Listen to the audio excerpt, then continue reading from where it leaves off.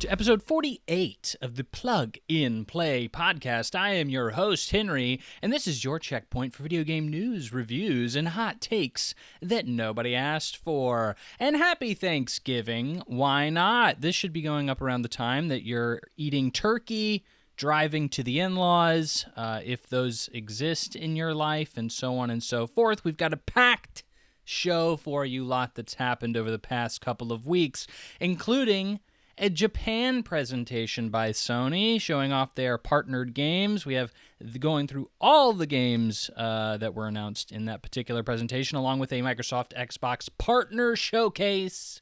We'll see if that was good, bad, or in between. And of course, the Game Awards. Oh, my favorite time of the year. We're going to go through all the nominations. We're going to see who made the cut, who didn't, who we think's going to win. What are the odds that Expedition 33 is going to win Game of the Year? I don't know. Could be any high probability. And then, of course, Valve has also announced Steam hardware. We have the nice new Steam home console, VR headset, and controller we'll be talking about, as well as impressions. Been going through a lot of smaller games recently. The developers from Arctic Awakening sent me a code. We'll be going through that. Thank you very much for that, sir and madam. We have Death Come True, the first individual developed game from the creator of Danganronpa. And we have, Pepper Grinder, the somehow forgotten platformer from Devolver Digital that I went through. We'll be giving our thoughts on that at the end of the episode. So, before we get into all the juicy stuff, let's get rid of the housekeeping, shall we? I like a clean house. So, starting off, you can be a part of the show. You can do it by emailing me at pluginplaypodcast1@gmail.com. Be a part of the show. I'll read it out. I'm a nice guy. I'll give you all the benefit of the doubt with however you word your question. I will ignore all grammar mistakes and punctuation. Do not worry. Give us a like. Give us a follow. Give us a subscribe. I can say all of those things now because we are on Twitter or X, whatever you prefer, TikTok, Instagram, and YouTube at pluginplaypod1. I appreciate all support. We have timestamps in the bottom as well. It's a labor of love. If you like what I'm saying, you can go right to it. If you don't like it, you can skip right past it.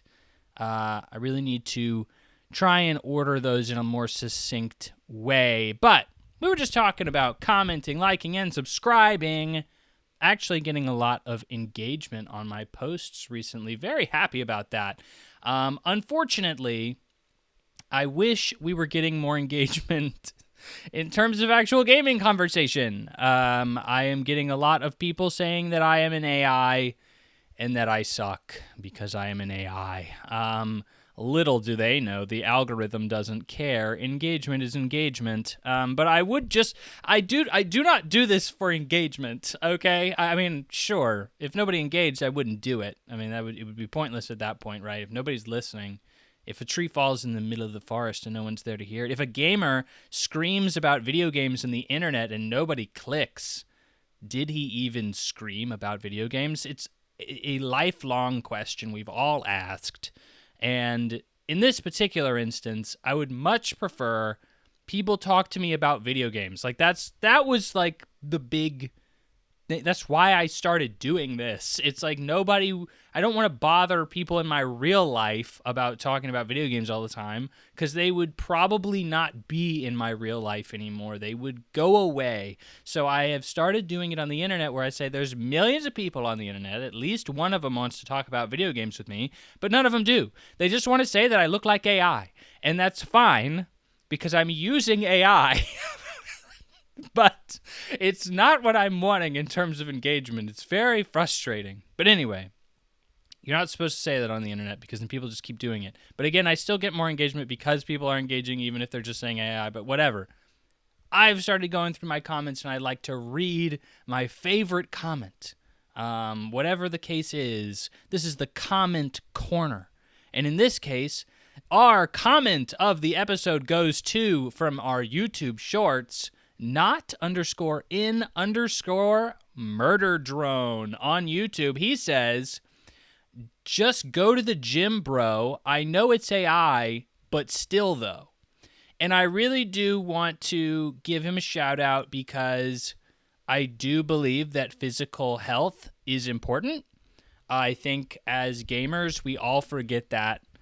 And we do need to make that a priority in our lives. If you haven't gotten your steps in today, highly encourage you to do so. New Year's is coming up. Make that a New Year's resolution. Go to get a Gold's Gym membership. Whatever you got to do, brother. But I think Mr. Not in Murder Drone is right. We do all just need to go to the gym, bro. So thank you for your engagement. Thank you for your comments, sir. Anyone else out there want to do that? We can start a gym club, accountability gym podcast. That's what we can do. But that's a different topic for a different day. Because honestly, we have a lot of topics, like a whole lot of topics. So the past couple of weeks have been filled with presentations, one a week from Sony and Microsoft. A lot of just stuff coming out. Obviously, that's because, it's the holiday season. We're trying to get our Q4 announcements out there and releases so that, we can be ready for the holidays. In this case, Sony had a Japan presentation that focused mainly on Japanese developers and games. We're going to go through each one of them, and we're going to talk about them. A lot of them are not for us, and by us I mean people who aren't in Japan. They are definitely geared towards a Japanese audience, so I don't have a lot to say about some of them. But I think it's worth mentioning. I think these presentations, I don't even know if I want to give this one like a letter grade. I typically do, like A, B, C, or D or whatever.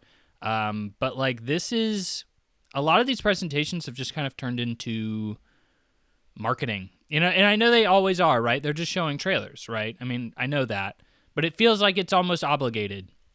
Like, I feel like Sony is doing these presentations because they've signed contracts saying that they have to do them, and not because they're like, we really think this game is going to be a big deal, and we really want to be there supporting it when it releases. Like, I don't see it as that. Like, this isn't really a partnership as much as it is just like a yeah, we said we were going to do this, so we have to. So, anyway, starting off Sony's presentation was a game we've already seen. So Dragon Quest VII Reimagined, coming out, it got a confirmed release date of February 5th, 2026.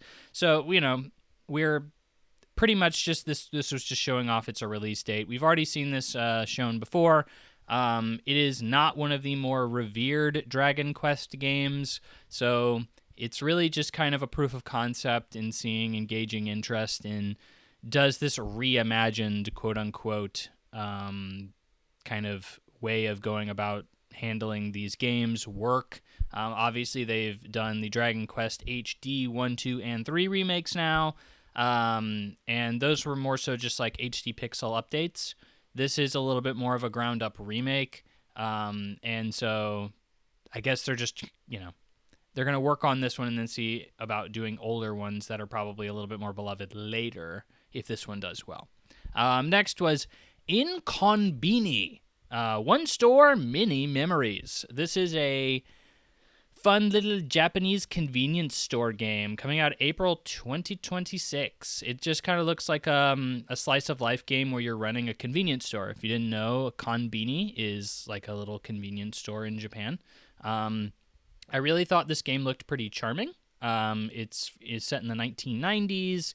You're just kind of setting up chips on shelves and dealing with, customers that come in with various issues or whatnot. It kind of seems like, it seems interesting. I don't even, this seems like a kind of game that may not even be localized. I'm sure it is, but like it seems so niche and so directed at a Japanese audience. I would be surprised to see like an English audience or a Western audience really gravitating towards it at all. But hey, why not? Sell a couple dozen copies or whatever over here in America and make a couple bucks. I don't know. It doesn't seem like it would be that big of an issue.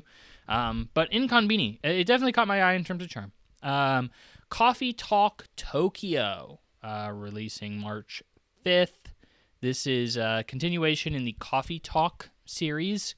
It's an indie game where you essentially make coffee for people and you talk to them, and they're typically supernatural creatures or something like that, and they have very human problems, so it's kind of surreal in that way. I played a little bit of Coffee Talk Chapter 1.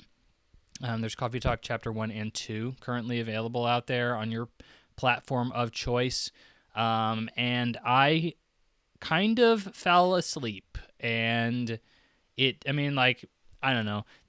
Coffee Talk stuff is like, coffee in general seems to invoke a vibe of just chill. Coffee shops, baristas, whatever the case may be, just in general. And I just don't seem to gravitate towards those particular kinds of games. Chill, like Stardew Valley or something like that, Animal Crossing, kind of those chill slice of life games. Like, I just don't really gravitate towards them. I'd need a little bit more to keep me hooked and keep me interested, and Coffee Talk just didn't do that, at least within the short time that I gave it. So definitely not interested in Coffee Talk Tokyo. Then Broken Lore Unfollow and Broken Lore Ascend. This is apparently a series that I've never heard of, and apparently not many other people outside of Japan have heard of. Basically just a first-person horror series. One is you are kind of exploring social media. That's obviously Unfollow. I'm sure there's like a demon that comes out of your computer or something. And Ascend, you are climbing Tokyo Tower, and there is a ghost haunting it. Ooh. I guess this is a popular series if it made it to PlayStation Showcase, and it has 2 new games that were announced and is part of a continuing series. I don't know anything about it, so can't say much. But I can say a little bit more about Fatal Frame 2 Crimson Butterfly Remake. Fatal Frame is one of the games that I originally started watching people play a very long time ago. 4Player Podcast, one of the original big Twitch streamers at the time, they played Fatal Frame a good bit, specifically Fatal Frame 2, and dang, that game is known for being pretty freaking scary. You play as like some Japanese schoolgirls going through some haunted Japanese locales, and you specifically can only fight ghosts using a camera. So like it is very, like, it is kind of a genius horror premise, because like the ghosts are invisible for the most part unless you pull out your camera and try to take a picture of them, which is how you fight them. And so you kind of have an idea, like you hear noises or like the wind or whatever the heck, and you freak out and you pull up your camera to try to defend yourself, and like the ghost is right in front of you, and like you had no idea. And it leads to a lot of natural jump scare moments within the context of the game. It's a very well-known series. It kind of fell off later into the abyss of like 3 and 4. Like, people really just stopped caring about it. I think they even made something after 4. But they continue to kind of crank those games out at a very slow pace. But 2 is kind of where I think people consider the peak of the series to be. So if you're into like Japanese horror, Fatal Frame 2 Crimson Butterfly Remake, I'm genuinely have an eye on it because I have a little bit of a nostalgic connection to it. So maybe I'll get around to it at some point. One thing I don't have a nostalgic connection to that I particularly care about is Dynasty Warriors. Dynasty Warriors Origins had DLC announced. This is going to be a recurring thing here. There's a lot of DLC announced within this particular conference, which who cares? So more DLC for that. Same thing for Gran Turismo 7. Another DLC pack for Gran Turismo 7. Next up was Motion Wreck, which is an indie game about recording your movements, playing them back at different points in the stage. I don't remember much about this one, to be frank, so I'm moving on. Next is Wandering Sword.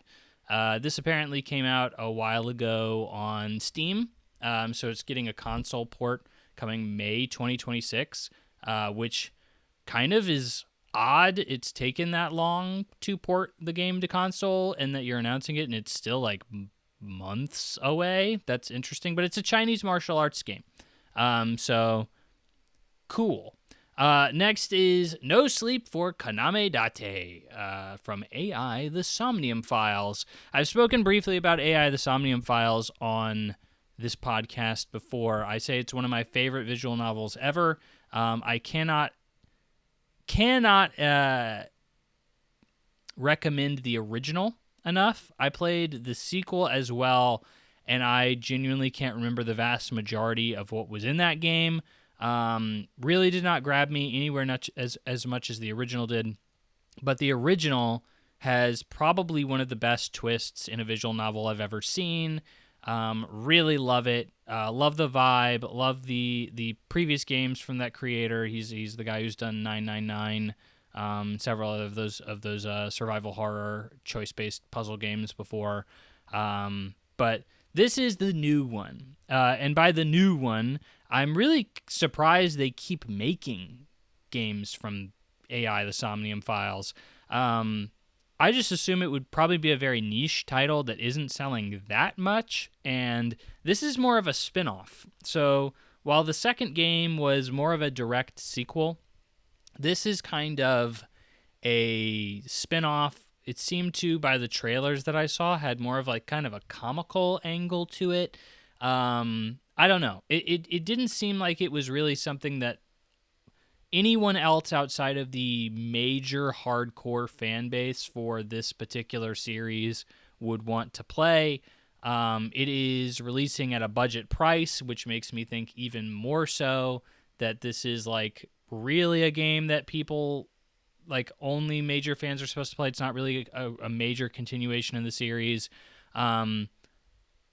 It was originally only for the Switch, which is why it's getting announced now for PlayStation. Most Switch exclusives typically eventually make their way to PlayStation, so unless you're in some big rush, might as well just wait. But anyway, it's February 26th. If you're very interested, you can get it at a nice discount price of $50 USD. I'll wait for a price drop on this. I really just was not super into the sequel, and am hoping for, if I go into this, it has something there. I really just don't think the second game had much there to really draw me any further.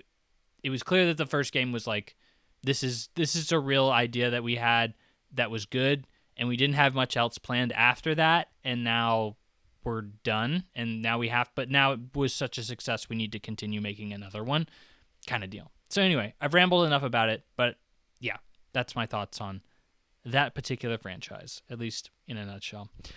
Tokyo Extreme Racer. Would you believe it's a game about racing in Tokyo? Next, Once Upon a Katamari is getting 2 DLC packs. Specifically, from what I can tell, it's just for music. It's just adding tracks to the game. Now, Katamari Damacy is known for having really good music, and I mean, like, I love a lot of the tracks. They're iconic gaming tracks, just so weird and off the wall, but still so catchy and mesmerizing in a way, that when they started playing some of them in the trailer, I was like, oh yeah, I remember that jam, like that kind of deal. So it's cool. It's cool to see these coming. It's weird that it's just the tracks. I would love to see like more levels or something like that.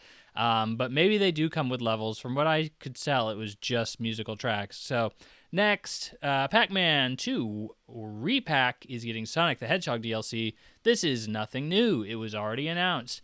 Next, Digimon Time Stranger Episode 1 Pack DLC. From that game that people seemed to really be interested in, and then it got mid-reviews because it was always going to get mid-reviews. I don't know what people were expecting from Digimon Time Stranger. It's one of those things that whenever I hear about a Digimon game, I always hear like the Digimon fan base come out from the ether and just be like, oh yeah, dude, like it's gonna be great. Like I love the Digimon games. And I'm like, whoa, where have you been? Like I didn't know you existed.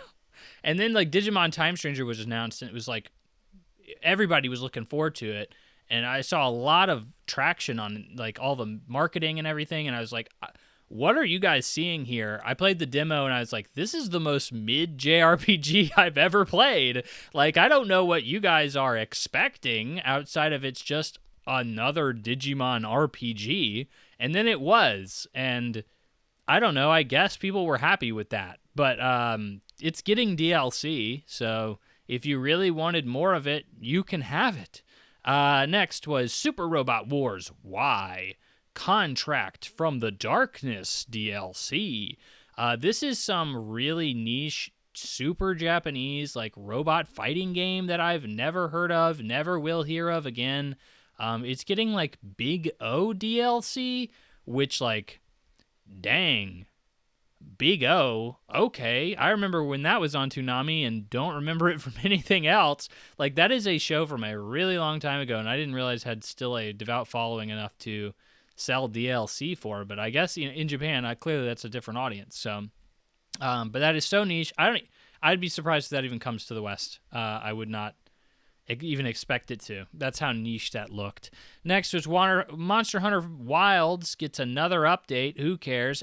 Sonic Racing Crossworld gets SpongeBob SquarePants DLC along with Knights, II from Super Monkey Ball, and Tangle and Whisper from the Sonic the Hedgehog comic series, which I did not know that. I saw those two characters come out. I was like, who are these guys? Like, I know who Charmy the Bee is, but I don't know who Tangle and Whisper are. Well, that's because I don't read the comics.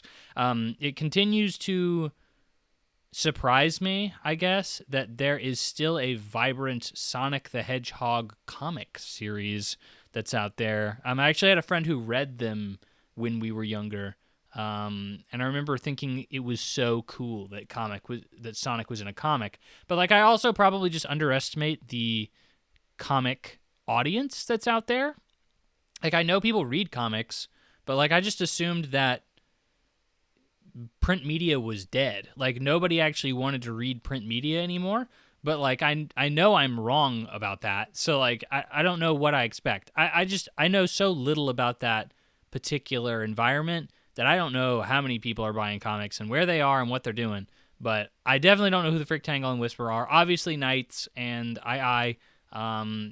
Knights is from a more niche game from the Dreamcast, but Super Monkey Ball, everybody knows. But SpongeBob SquarePants was an interesting inclusion for sure.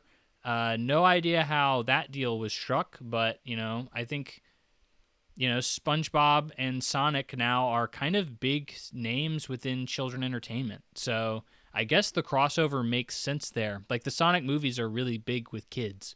So might as well put SpongeBob in it. It probably honestly seems like it fits.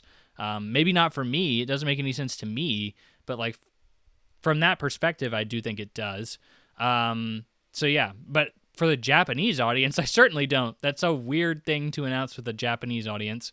Next was Nevergrave, The Witch and the Curse, coming March 5th, 2026.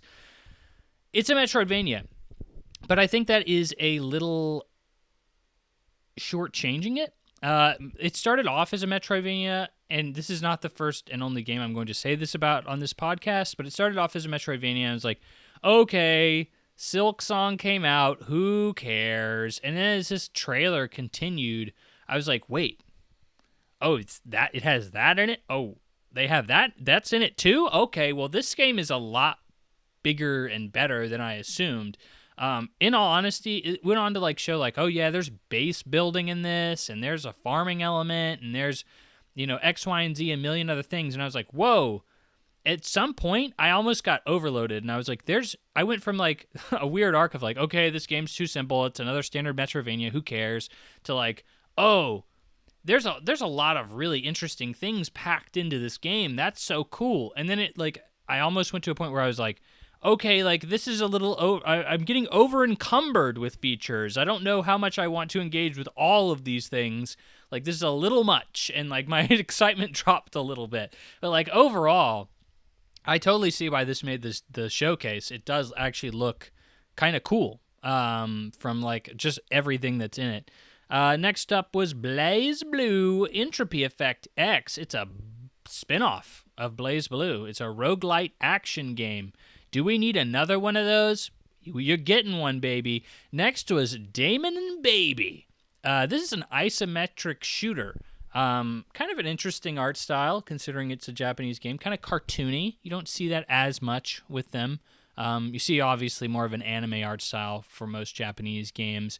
But Damon and Baby, the only thing that really made this kind of perk my ears is like it's being developed by Arc System Works, who are the developers of Blaze Blue and many other very well-regarded fighting games. So this is obviously a very big step away from that from them. So we'll see how that turns out, and that's kind of what I'm interested in seeing. People love giving Arc System Works its props as being a really good developer, making a lot of really good fighting games, but like I don't know if they can do anything else. Like that just seems like such a niche they've really kind of pegged themselves into. I'm interested to see if they can try something else out and see if it sticks. So next up, Kuran Makaism. So I feel like there could have been a better name for this. This is a Disgaea spinoff. Disgaea is a long-running tactics RPG. Very Japanese. Very well known for Prinny, who says dude a lot. It's a penguin, a demon penguin who says dude a lot. It's a blue demon penguin. Maybe you've heard of it. Anyway, it's an action RPG. So it's not like a turn-based tactics game anymore. I think Disgaea has clearly been on the ropes for a while. At one point, like the most recent mainline Disgaea game, the developers came out and said, like, if you don't buy this game, like, we're never making another Disgaea game again. And I don't think, obviously, that happened. I also don't know if that game sold very well. Not the first time I've seen a developer be like, if you don't buy this, we'll never make one of these again. And like Ubisoft actually does that all the time. But like in this case, I think Disgaea did need to step away. I think Disgaea is more well known for its like characters and universe than it is for its tactics gameplay. So yeah, try to move it into an action RPG setting. I think that actually would do it a lot of good. Action RPG is way more exciting to me. The problem is this is like a really mid-action JRPG. So like, I don't expect anything crazy from this at all. We will see, but I expect this to be like in the 70s for sure. Like this is not going to be a massive seller. Next was Fate Trigger. It is a next-generation tactical hero shooter built in Unreal Engine 5. Good luck, buddy. Next is Octopath Traveler 0. You heard of it? It's coming out on December 4th. Up next is Marvel Tokon Fighting Souls. It's another look. We get to basically hear about Spider-Man coming to the game, which I'm pretty sure already knew. Ghost Rider, we definitely already knew. They just kind of were like, yeah, we decided to use like Robbie Ray as Ghost Rider instead of Nick Cage. And it's like, okay. Yeah, it makes sense because Marvel's probably trying to push that character more because, he's the new generation and stuff. So that makes sense. You probably were contractually obligated to do that. It had nothing to do with the fact that you probably wanted to use that character. But hey, it's nice that you can say that in marketing. Okay. Closed beta is going to take place in December, specifically the 5th through the 7th. I was lucky enough to get a code to that, just kind of randomly selected for that as part of the beta period. I have learned over many years that I suck at fighting games. I'll never be good at them. I don't understand them, and I won't have fun with them. So the code is wasted on me. I will still try it, but it is going to be quite the interesting experience. I will probably play it for 15 minutes and be like, wow, it's really nice that I got to try out this limited beta, and then I'll delete it and say, yeah, it's not for me. But anyway, next, Elden Ring Night Ring, The Forsaken Hollows. It's a first major DLC expansion for Elden Ring Night Ring. The game that people were kind of okay with, I guess, when it first came out. You're going to get some more bosses, Nightfarers, probably like a map, I'd assume. I don't know. But that comes out December 4th. And then the last two things were hardware announcements. So a Sony monitor, which kind of you continue to see Sony rolling out more PC-focused stuff. Clearly, Sony trying to incorporate or at least entice a more PC-focused, demographic, per se. Has a nice little charging hook for your DualSense controller. Very cute. But yeah, I mean, I'm sure there's better monitors out there. This one will probably be priced at a premium. I'm not very knowledgeable on monitors. I don't have a very good PC setup or one at all, really. So it's hard for me to say. But I would expect it to be charged at a premium just because it's the Sony branding on it. Just typically how those things go. But I do see this as just more of a step in the direction of, yep, we're making more of these PC things because we think that's probably a good angle to have, and I get that. And last up was a PS5 digital Japanese version. So this is basically just, it's a cheaper PS5. You're like, Henry, why did the Japanese get a cheaper PS5? You jerks! Why don't we get a cheaper PS5? They're upping the price on us, and it's because the yen is super weak, and they want to have a Japanese audience. If it was just the same price, if I could, by the way, this is also only somebody in Japan can buy it. I cannot buy this version of the console. And that is because if I bought it, I would be getting it at like a 30% discount because the yen is so weak right now that, like American scalpers would just pick it up, ship it to the U.S. and then sell it at whatever the market resale price was for that particular console at the time. Could be $100 more than it is now next week. Who knows? And, like they would make a 30% profit, easy peasy. And then guess what would happen? The Japanese market would be completely priced out because, they can't afford to do that. So it's basically a way for Sony to try to ensure the Japanese consumers can get their hands on a reasonably priced console given the economic state of the country. And specifically the price of the yen.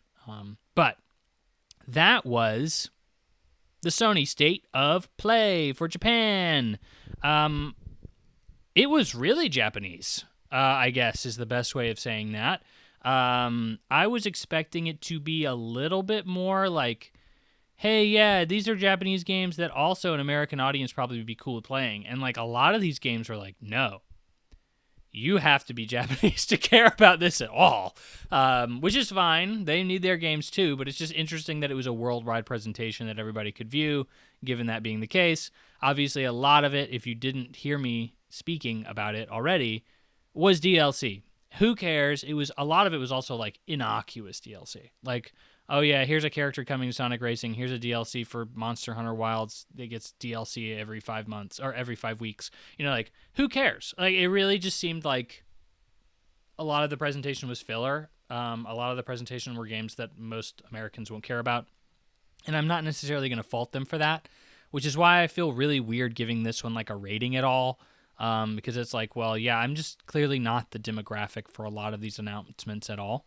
So I don't feel comfortable doing that. I don't think I will. If I would, I'd probably give it like a D+. Like, I wasn't particularly enthused with the vast majority of what I saw. It was obviously not for me. So it is what it is. But there was a presentation that was specifically for me as an American with red patriotic blood flowing through my veins because all Americans are Xbox players. Or at least that's what Xbox has kind of relied on for the vast majority of its existence, is the American audience. So Xbox had a partner showcase, and by partner showcase, it means none of our first party will be talking about jack all.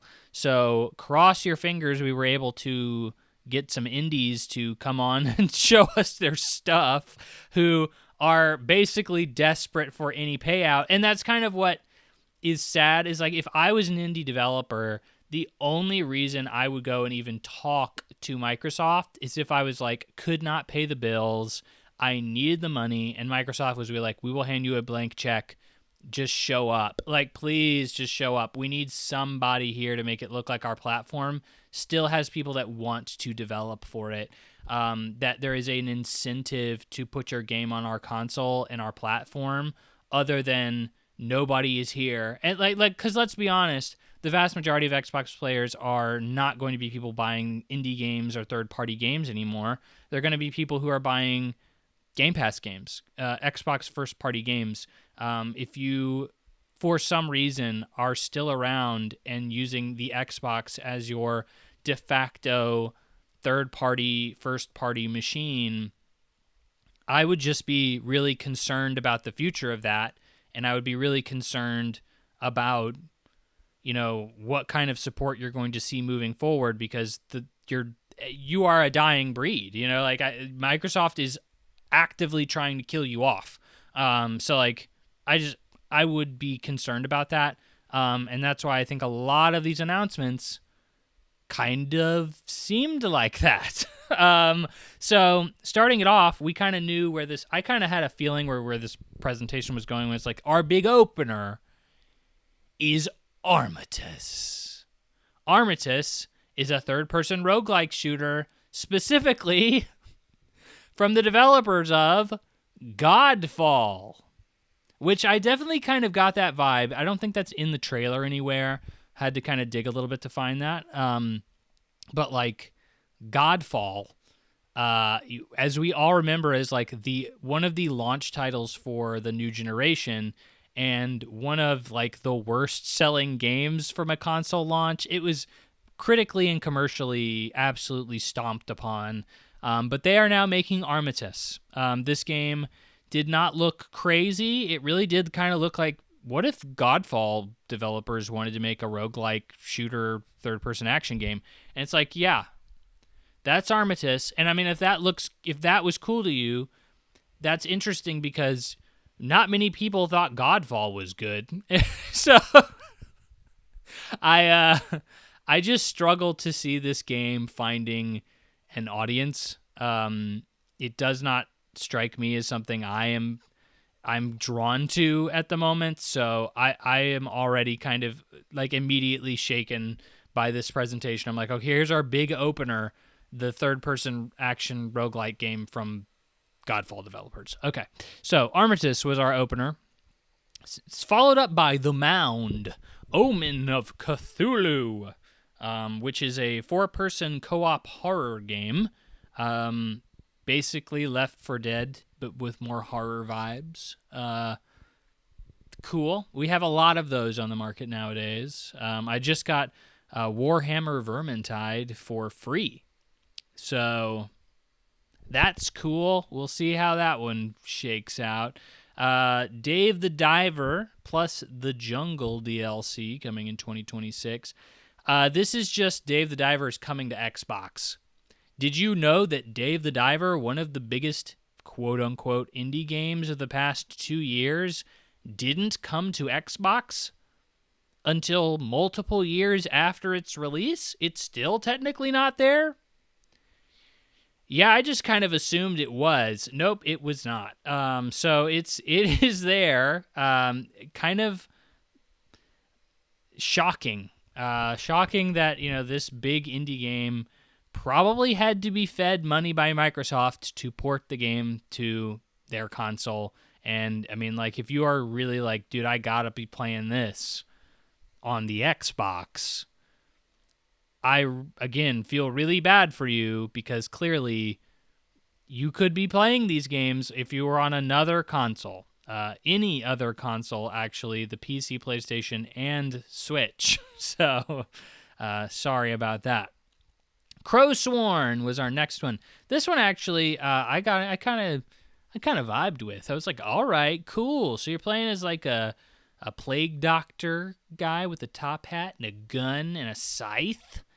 Pretty cool, but it's a Metroidvania game. Pretty stylish, cool looking. It started off and I was like, oh, cool, another Metroidvania game, which, like, I said about the Witch game in the PlayStation Direct, and then I was like, oh, wait. As the trailer progressed, the combat started getting more and more complex, and I was like, actually, this game looks kind of rad. I was like, dude, I know Hollow Knight Silksong exists, but I don't know. I kind of got my eye on this one. This one looks pretty cool. Not only that, but it's coming to Game Pass day one, so if I'm not drowning in a million other games still, which I certainly will be, maybe I'll check this one out. We'll see what reviews give you. Actually, something that one of my top games of the presentation. So, pretty cool looking game. But it was also not announced here, by the way. This game has been announced. It just is being shown off at an Xbox Partner Showcase now. So next was Echo Generation 2. It is a turn-based voxel-looking game where you fight supernatural things with your gremlin sidekick. Don't get me started. I don't know anything about Echo Generation. I didn't know there was an original Echo Generation, but apparently it did well enough for it to get a sequel. It looks interesting.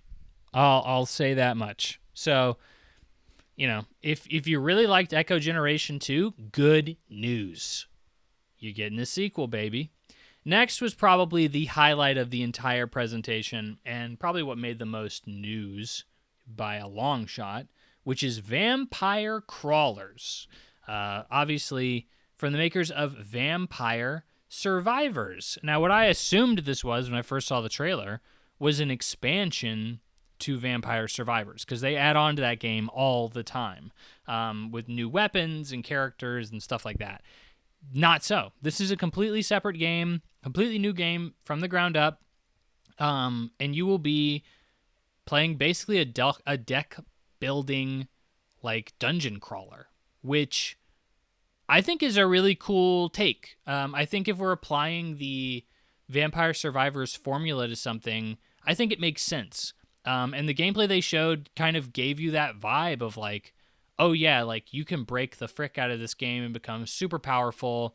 And the trailer kind of tried to emphasize like, well, you don't have to break the game. You can just be really tactical too. And I guess that's cool, but the appeal to me for Vampire Survivors in any kind of game like that has always been breaking the game. It's never been about tactically trying to get through the game in any way. But like obviously this is a different genre, so that's kind of why they're emphasizing that.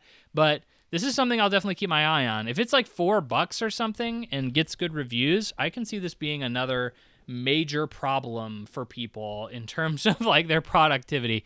Another addictive game will also come to Game Pass Ultimate at release. So I guess even if it is $4, doesn't really matter. But those guys need to charge more than $4. Please charge like $9.99, something like that. You kind of deserve it at this point. Next, 007 First Light. There's like a car that's coming to it. Okay, that's cool. Roadside Research. This is what I think a lot of people have lovingly determined as a genre called friend slop. So you are playing as aliens with little pieces of paper on their face. You can customize the paper. That actually seemed like the most fun part of the trailer to me. But you're running a gas station, and you have to essentially blend in, not give yourself away as a group of aliens running a gas station, not alert the authorities. It's another one of those kind of stock the shelves, deal with kind of mundane tasks, but in a goofy setting. So this is a game that I think is going to live or die by if your friends want to play it. And more specifically, honestly, I think a lot of these games like Peak and stuff typically kind of blow up from influencer streamers, big streamers that pick it up, have good times with it. So depending on how that shakes out, this game is either like a success or a failure. So we'll see. We'll see. Next was Total Chaos from the developer of Turbo Overkill. It's kind of more of like it's a boomer shooter, but with more of a survival horror vibe to it. Looked genuinely creepy and like a lot of fun. If you like boomer shooters and you've always wanted one to have a little bit more of a horror vibe to it, I think you're in for a lot of luck. Total Chaos. Next is Reanimal. Basically just said you can play the demo. Isn't that cool? Yep. I did play the demo for Reanimal, and it is more Little Nightmares. This is obviously from the people who made Little Nightmares 1 and 2. Little Nightmares 3 was not made by them. That was a game that just came out this Halloween season. But it was made by Quantic Dream. Not Quantic Dream. Am I right? Am I wrong? The same people who made Dark Pictures Anthology. Those games. They are an Until Dawn, stuff like that. They made Little Nightmares 3. Wasn't reviewed, super hot. I really liked Little Nightmares 1, didn't love Little Nightmares 2. Didn't catch me in the same way for some reason. The Reanimal demo just is like, I played the Little Nightmares 3 demo and the Reanimal demo. And the Little Nightmares 3 demo, I was like, this is more Little Nightmares. And Reanimal was at least a little bit different. It's co-op, has a different vibe. Or not a different vibe, but a different like setting, and like there's actual voice acting in the game. So there's a little bit more going on in Reanimal, but definitely is going to be kind of a creepy time with Reanimal. So if you're into the Little Nightmare series, I think you're definitely going to get what you want out of this. Next was Erosion, an isometric roguelike shooter action game in a Western voxel setting. I was like, actually, I don't really love like action roguelites or whatever. I don't need another one in my life. And I was like, no, this actually looks pretty cool. But what really sold me is every time you die, the game fast forwards in time 10 years. You're trying to save your daughter, and like the trailer ends with essentially like if you die enough, your daughter will just die of old age. And the town you're in like advances with time. It kind of becomes more decrepit, and the merchants in your village also age. It means that you are definitively punished for dying in a roguelike, which you just don't see very often. And it makes it feel like you actually need to be progressing in the game. Not that you're like, oh, well, this run is just another run. Hopefully it's a good run. Like, you actually do feel some sense of urgency, which I think is probably a good thing, depending. We'll see how it works out. Very interested. Next, Zoopunk. I immediately, as soon as I saw this bunny, was like, oh, this is from the Fist developers. And it is. It is from Thai Games over in China. They are the developers of Fist, which is a Metroidvania-style game where you play as a rabbit with like a big mech arm, which is the Fist. The titular Fist. But anyway, Zoopunk is like a third-person action game. Another Souls-like, you could say. It did not sell me. It looks like kind of a janky Souls-like, to be frank. The coolest thing it has going is you're an animal, and everybody's an animal, and you have friends that are animals, and they can help you out with boss fights and stuff. That's kind of the coolest thing I saw. And then I was like, okay, I don't need another Souls-like. And moving on. Next was Clover Pit. This is just a port. It's coming to Game Pass day one. It actually came out the day of announcement. So if you are on the Xbox and you really wanted to play Clover Pit, here you go. Clover Pit is one of those roguelites that blew up recently. You're just basically playing a slot machine and kind of altering the odds of the slot machine as you go, and trying to pay off your debts. It's kind of got a grim, dark setting to it, kind of a depressing setting, but it is very addictive from what I have heard. There's just so many of these games out now. It's so hard to choose which one of these you go with, so it's one that I'd like to try, and now that it's on Game Pass, maybe I will.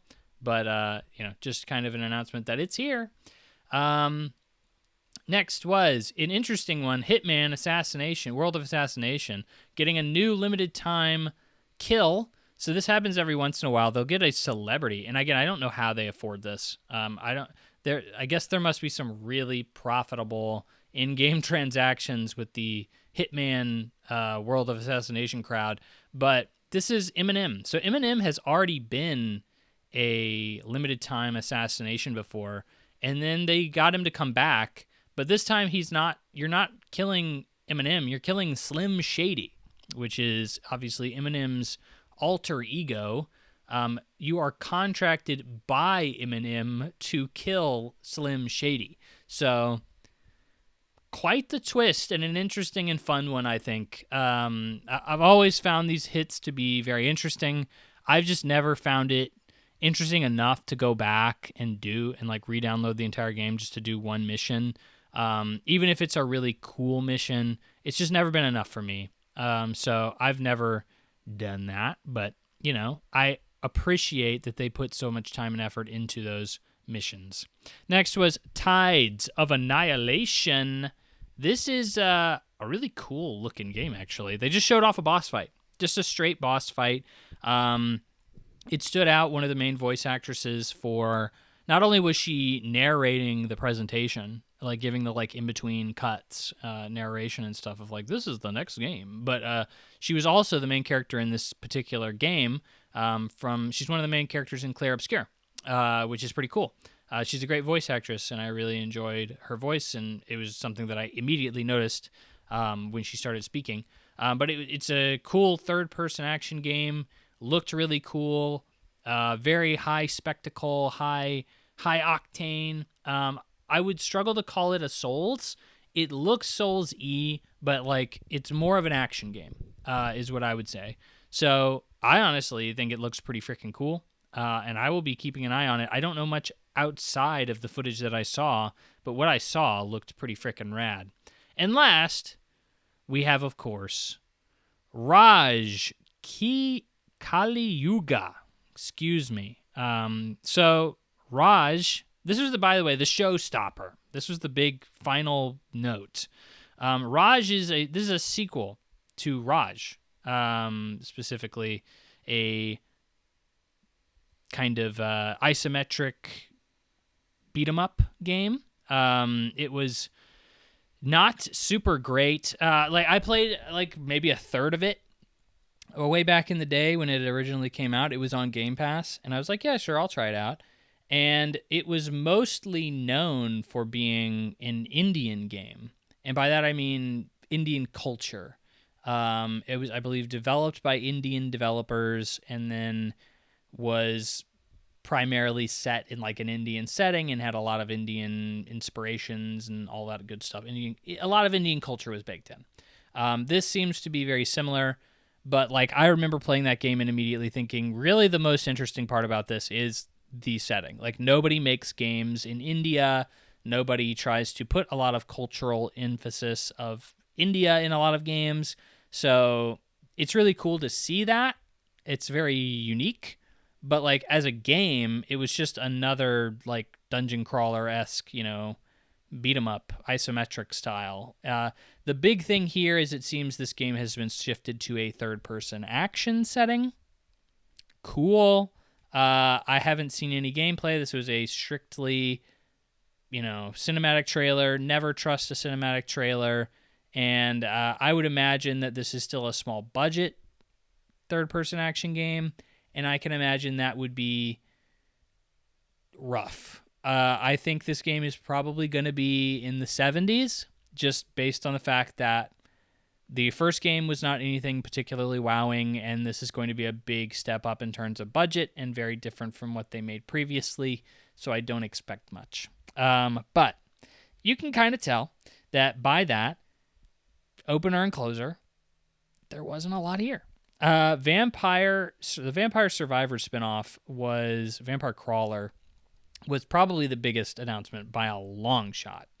I appreciate Xbox trying to convince people that people still want to develop on their console, and there is a reason, like, hey, all the cool kids are doing it, like, I don't know. That doesn't convince me. This is not a stellar blow your socks off presentation by any means. This is an easy, like, C-, kind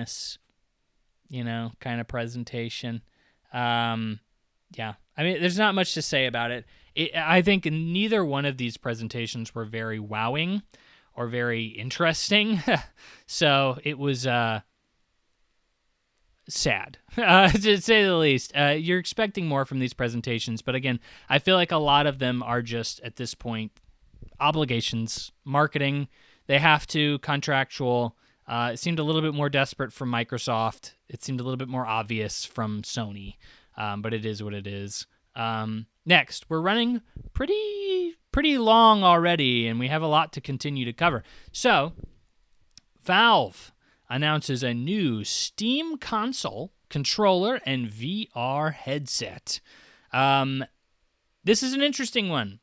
It's an interesting one for a few reasons.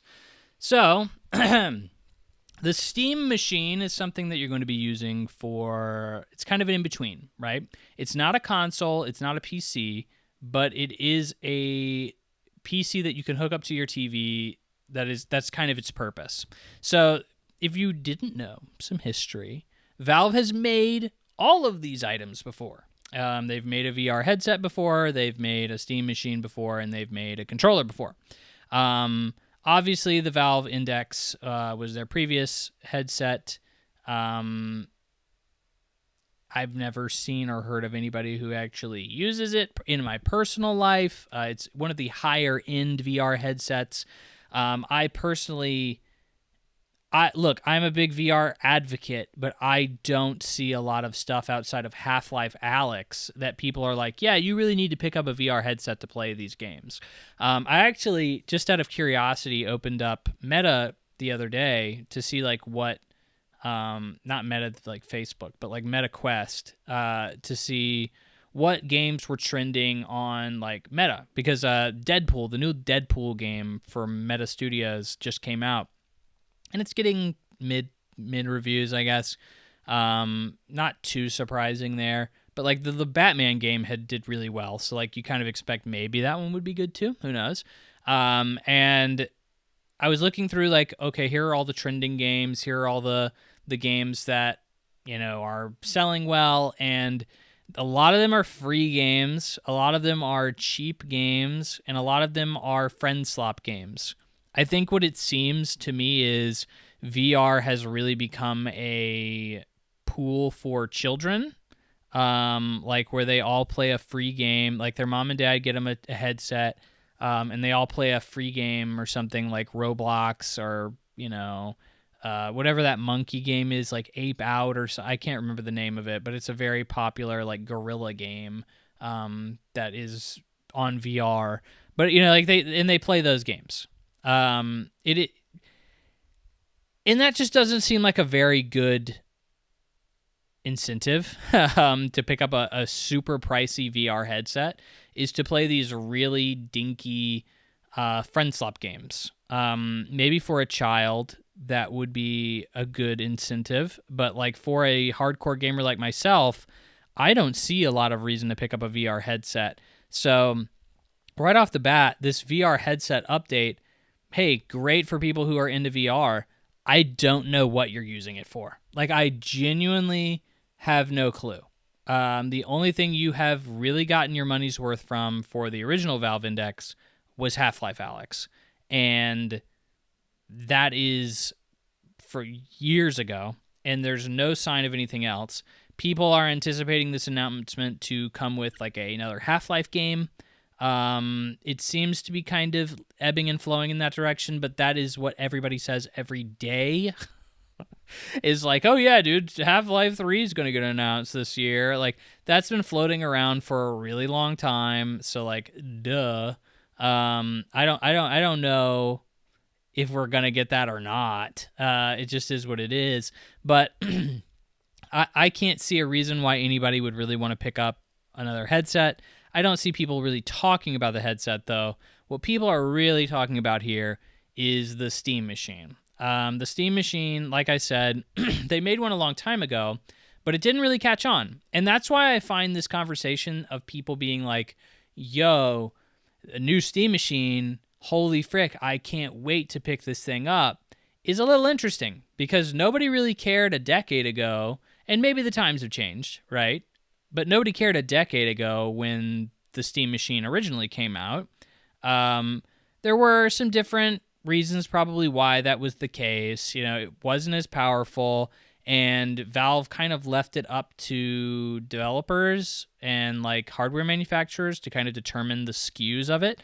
So like it was kind of all over the place. It was basically like a modular PC in a lot of ways, Like, but the price range for it ranged from like $500 to $6,000. Like, you could get a SKU of a Steam machine that was $6,000. So like, there were, I think even at 500, I think it's a bit of a reach, and that was a decade ago. Like, I don't think people wanted to pay $500 for that. And not only that, but like, I would assume most people who are already going to find a lot of incentive to pick up a Steam machine are people with a Steam library.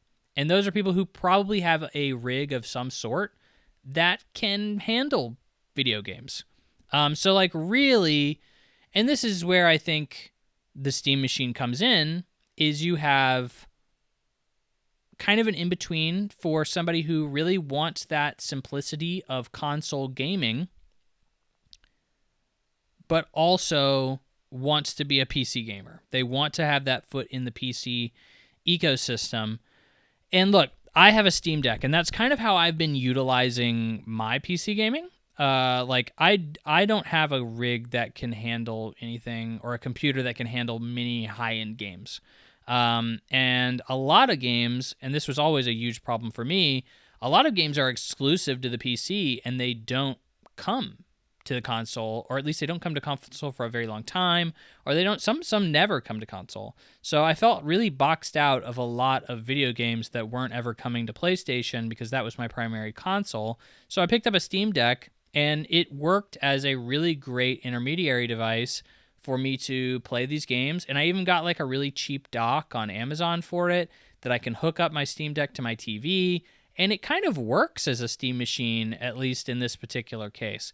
So for me, I don't have much of a reason to get a Steam machine. The reasoning would be if you want to play really powerful games. You want to play with a really powerful rig or something like that. And like, I have just never needed to do that. Graphics have never been something I'm really super into.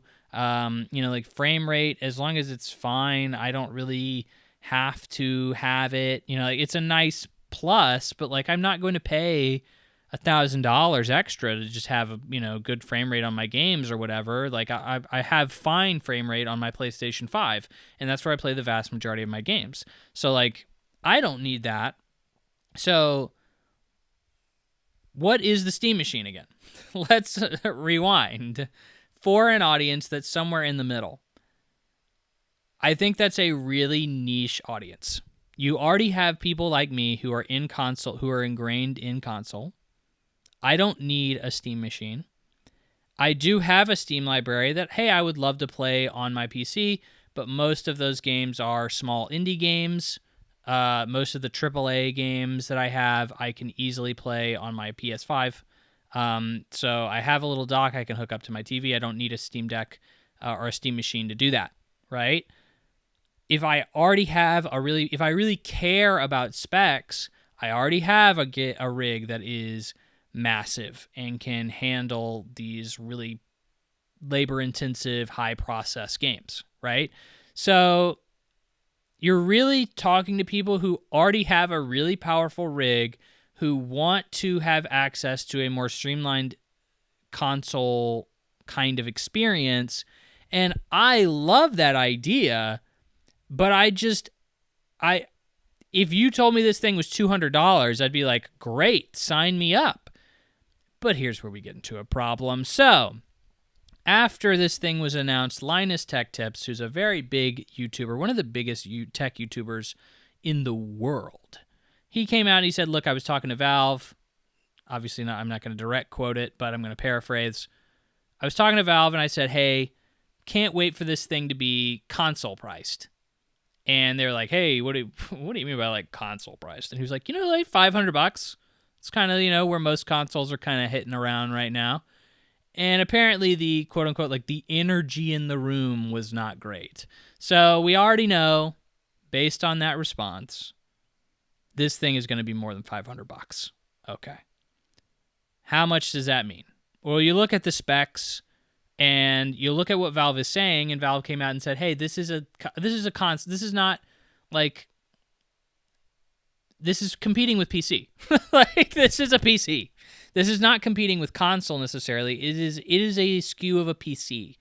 and we want it to be priced appropriately as if it was a PC. And, okay, a PC is like $1,000, like a PC with the specs that the Steam machine is, you're probably looking at somewhere between $750 and $1,000. And for what the Steam machine is, which is just the intermediary device that kind of supports people playing either, instead of playing a PC devout experience, you're playing more of a console PC experience. It just seems like that is a really high price point to try to get people into this particular device. Because why would I spend another $750,000? That would definitely price me out. Why would I pay another $750 when I already have a PC or another device like my Steam Deck that can already kind of do what I want? Just for the convenience of being able to play on my TV? Because I also have a console.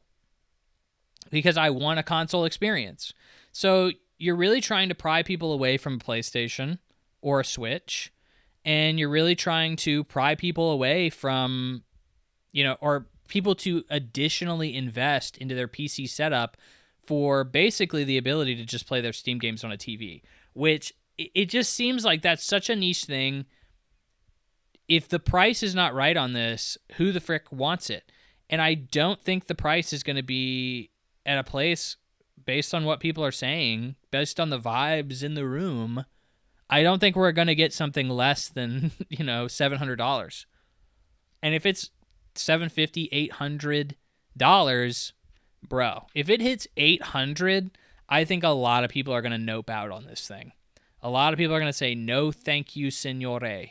It is way higher than what I want it to be. At that point, I can get a gaming laptop, like a pretty good gaming laptop, and I can just kind of hook that up, I can just kind of hook that up to my TV with an HDMI cord, or I can, just play it on the go like a Steam Deck, and I can also utilize it in a million other different ways that, this device can take Windows, but you're not going to be navigating it like a PC. At that point, just get a freaking gaming laptop. It seems like an odd move. This thing needed to be a budgetary device. The Steam Deck was already pretty reasonably priced when it originally came out. So it just surprises me that, who's this audience for? Two, why is it being priced the way it is? It just seems like we really should have tried to maximize the power while keeping the price down as low as possible, and it doesn't seem like that's what they're trying to do. They are trying to maximize the power and keep the price applicable to what the power is, and that just seems like a really bad move. I wish I could be excited for this. I love my Steam Deck. I cannot get excited about this device because I feel like it does not benefit anybody, really, other than somebody who just hated the fact that they had to hook up an HDMI cord to their TV, that's kind of the only person I see really getting much out of this. And it's somebody with a lot of disposable income as well with a price tag like that. And then I don't like the controller either. It seems bulky, and I hate having touchpads on it. I already don't like having touchpads on my Steam Deck, and I don't think that they make it very easy to play games that require mouse. If you're playing a first-person shooter, I think you would much rather just use your analog sticks. And if you're playing something like an RTS, I cannot imagine you actually enjoying your time with it using touchpads on a Steam Deck or the Steam controller. So it just seems like a really bulky controller to me that I get is trying to give you the ability to use mouse controls if you needed to, but it just, I don't know. I've never been a fan of those for gaming, and I will probably feel the same. So really all of these announcements, while I think have promise in some way, shape, or form, I think all of the new Steam announcements, Steam hardware announcements, I don't see them doing very well. I don't see an audience for VR at the moment. I don't see an audience for a large audience for PC intermediary console hybrid kind of consoles. And I don't see people wanting to use frickin' trackpads for gaming. So there you go. Really, I really didn't think I was that down on it until I started talking about it. I really just assumed that, this is a console for PC players. That's for me. I'm a console gamer who wants to try to lean more into PC gaming, and it's like, well, I don't know. The more I think about it, I don't think I do. No, I think I'll just stick to what I got. So very unfortunate that's how that kind of worked out. Next up, this one I was looking forward to.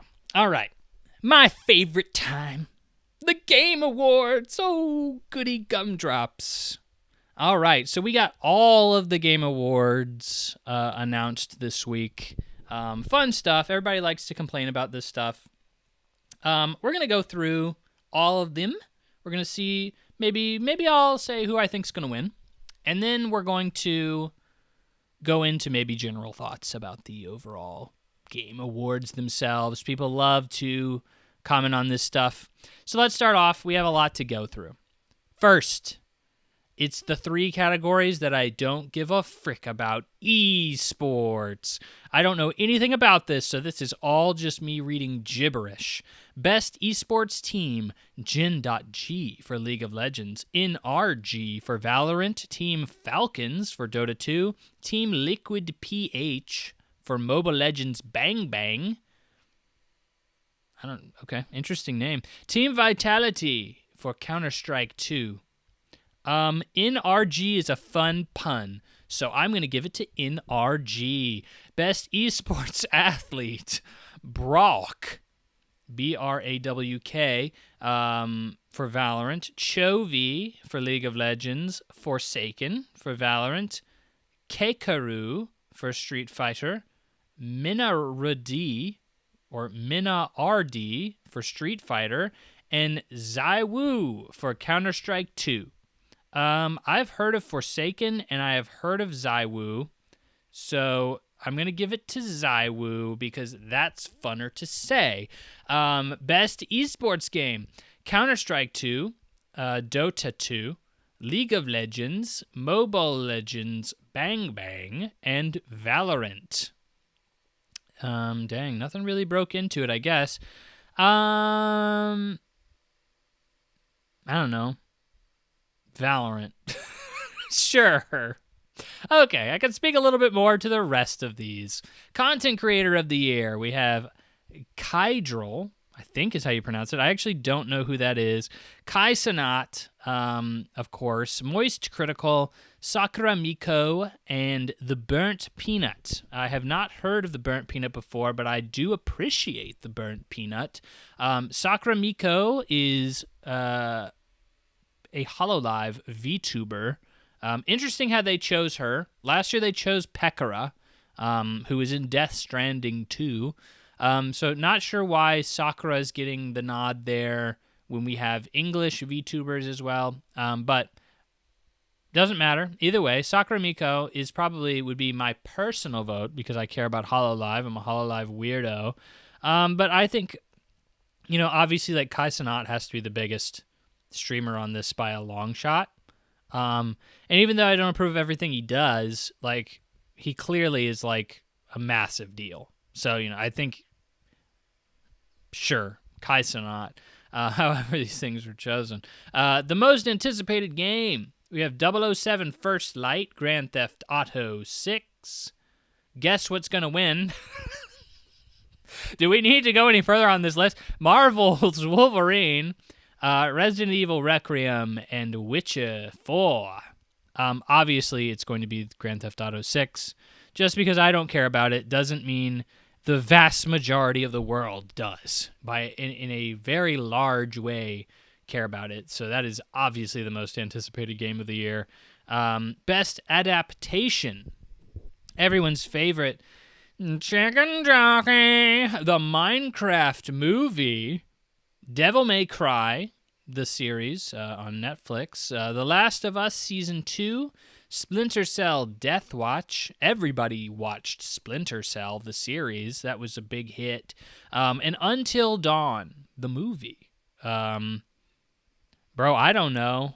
The Last of Us 2, I was kind of let down by The Last of Us Season 2. Wasn't as into it as I really wanted to be. And I didn't see anything else on this list. So I think it'll probably go to either Minecraft movie or The Last of Us. Just because those are the two biggest IP on here by a long shot. So it's just funny to see this category at all. Because it's like half of these things sucked. Like no one watched Splinter Cell Death Watch and everybody hated Until Dawn, the movie. Like, come on. Like, I know they're making a lot more video game things now, but, like, they're not good. They're definitely not good things. So, I guess just put anything that's a video game adaptation on it. Next is Best Multiplayer, which is different from Best Esports Game. In fact, there are no crossovers in this, so very interesting. Clearly, I don't understand esports because I assume at least one of these would be there. First is Arc Raiders, obviously a big deal right now. Battlefield 6 obviously popped off this year. Elden Ring Night Rain will not win at all. Peak, the fun little indie game that could, and Split Fiction. I know my favorite here is easily Split Fiction. Great game, but I think everybody's forgotten about it. I think this could go to Peak. I think it's still in the conversation enough, and I think it could go to Arc Raiders or Battlefield. I think probably, I think recency bias is going to win the day. So probably Arc Raiders? I don't know. It really could go up to either one of them, Battlefield 6 or Arc Raiders, but we'll go with recency bias. Recency bias tends to win, so we'll see.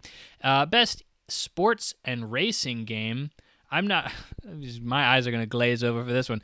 EA Sports FC 26, F1 25, Mario Kart World Rematch, and Sonic Racing Crossworlds. Actually, that was much more inspiring than I expected.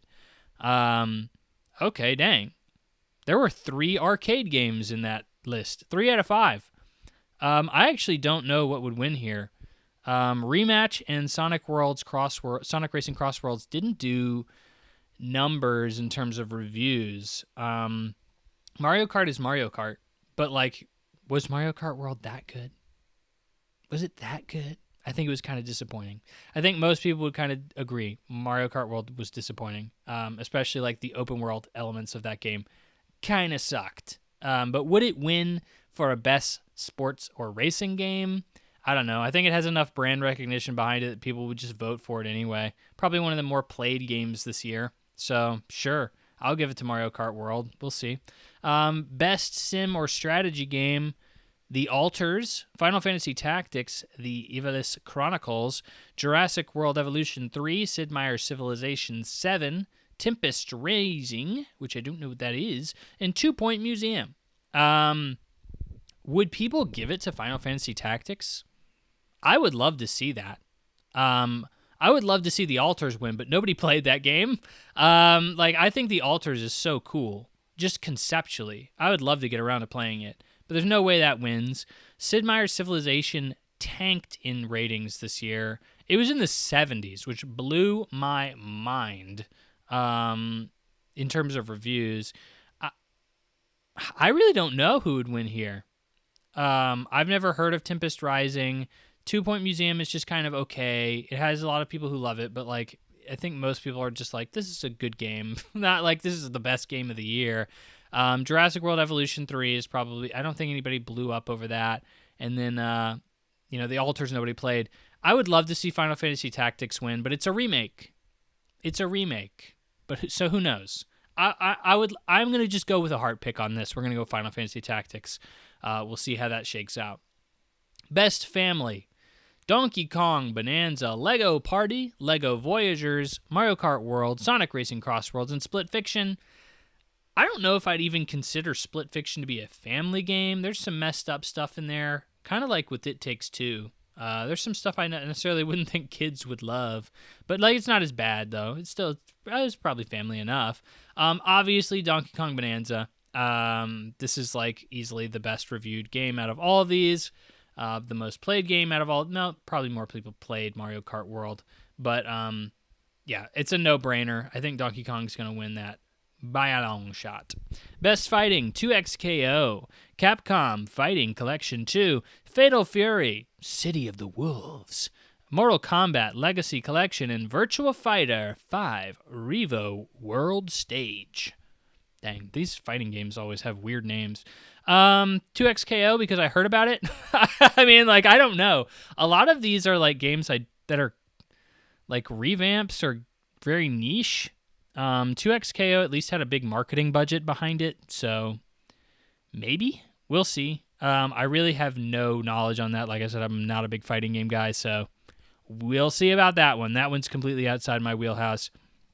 Best RPG. 2 of Obsidian games on here. Avowed, The Outer Worlds 2, Kingdom Come Deliverance 2, Monster Hunter Wilds, and Clair Obscur Expedition 33. Dang, that's actually a pretty crowded category there. Obviously, Clair Obscur. I think that game's going to win Game of the Year.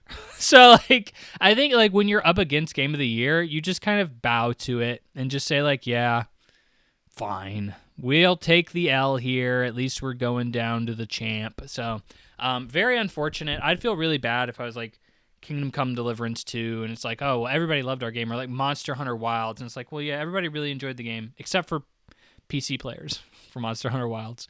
But like, dang, yeah, we just went up against the GOAT that year, so just nothing you can do. Best Action Adventure: Death Stranding 2 on the Beach, Ghost of Yotei, Indiana Jones and the Great Circle, Hollow Knight, Silk Song, and Split Fiction. This is tough. I think Yotei's immediately out. I think Indiana Jones and the Great Circle is immediately out. Indiana Jones and the Great Circle is one of those games that everybody from last year was like, yo, this is one of the best games of the year. And then, like, that game came out right around review time. And then as soon as review time passed, everybody was like, oh, yeah, I mean, it's okay. Like, I mean, it's all right. Split Fiction, I think it was an early year release, and like everybody's forgotten about it. It sucks. That game's great, but everybody's forgotten about it. Hollow Knight Silk Song is the obvious one I think people would want to win, but I think a lot of people would also vote for Death Stranding. I think this is a toss-up between Hollow Knight and Death Stranding, and I think either one of them can take it, to be frank. I think Hollow Knight has more people playing it, so I think Hollow Knight will probably come out on top, but a lot of game journalists will be playing Death Stranding as well because they're big Kojima heads, so we'll see. I would be rooting for Death Stranding too here, but Hollow Knight has a possibility. It has a possibility of sneaking in, or it's not sneaking in. I think it has a possibility of really running away with it. That's a better way of saying it. Best Action: Battlefield 6, Doom: The Dark Ages. People remember that one.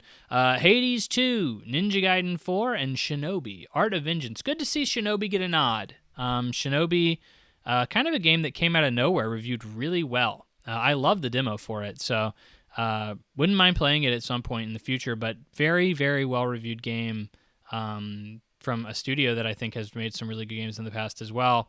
Ninja Gaiden 4 kind of flopped. Hades 2, obviously one of the best reviewed games of the year. Doom: The Dark Ages was really mixed in its reception. And then Battlefield 6. So I think this is an easy Hades 2 win at the end of the day.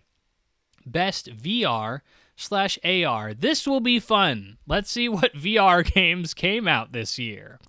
Alien: Rogue Incursion, Arcane Age, Ghost Town, Marvel's Deadpool VR, and The Midnight Walk. I don't think any of these games reviewed super well. So, bro, I genuinely don't know. I would love to know what happens here. I'm going to give it to Alien. I heard people talking about Alien, so like that would probably be my vote. We'll see. That is anybody's guess. Who the frick is playing VR games? We'll see what they think. Best mobile game: Destiny Rising, Persona 5, The Phantom X, Sonic Rumble, Uma Masume, Pretty Derby, and Wuthering Waves. Uma Masume is the obvious interesting pickup here. The standout. Very much a meme game that blew up this year. It is a horse racing game, but the horses are anime women. So that's pretty cool. Right up my alley. I didn't really ever hear anybody talking about the Persona 5 mobile game. I heard it. I saw some trailers for it. It looked pretty cool. Never heard anybody talking about it. And then Wuthering Waves, I know, is also a console game, but I know people really like Wuthering Waves. So I think it could go to Wuthering Waves. Genuinely, I see this going to Wuthering Waves or Uma Masume as a meme pick, just because people played it. I just don't think most people voting in these awards play that many mobile games. So they're going to go with what they know. And what they know is, well, honestly, all of these are from properties I think everybody would know. But I think most people who would probably have played Wuthering Waves voting on this, because it's just a very popular free-to-play game. But I'm rooting for the underdog here in Uma Masume. That would be pretty cool as a weeb to see that win it out. Best debut indie game. Now, there's a little bit of controversy around this one, so we'll go through the nominees and we'll talk about it. Blueprints, which a lot of people are saying got snubbed for Game of the Year. Clair Obscur, Expedition 33. Despalote, Dispatch, and Megabonk, as Jeff Keighley would say. So, I should clarify, one of these is no longer nominated, and that's Megabonk. Megabonk from Vedinad Studios. The developer actually came out and said, "Do not nominate me for this." So he basically, again, paraphrasing this, said, "Hey, look, I've made other indie games. I've made other games just under different names of like my studio or whatever was under a different name. So I have made other games before. So I don't think it's really fair for me to be considered like a new debut indie game. And so I don't really want to be nominated for this." This is stuff I learn every year. Is he had to nominate. He kind of had to put himself in the running for being nominated for every category, and so he didn't know he's going to be nominated for debut indie game when he put himself up there for the awards.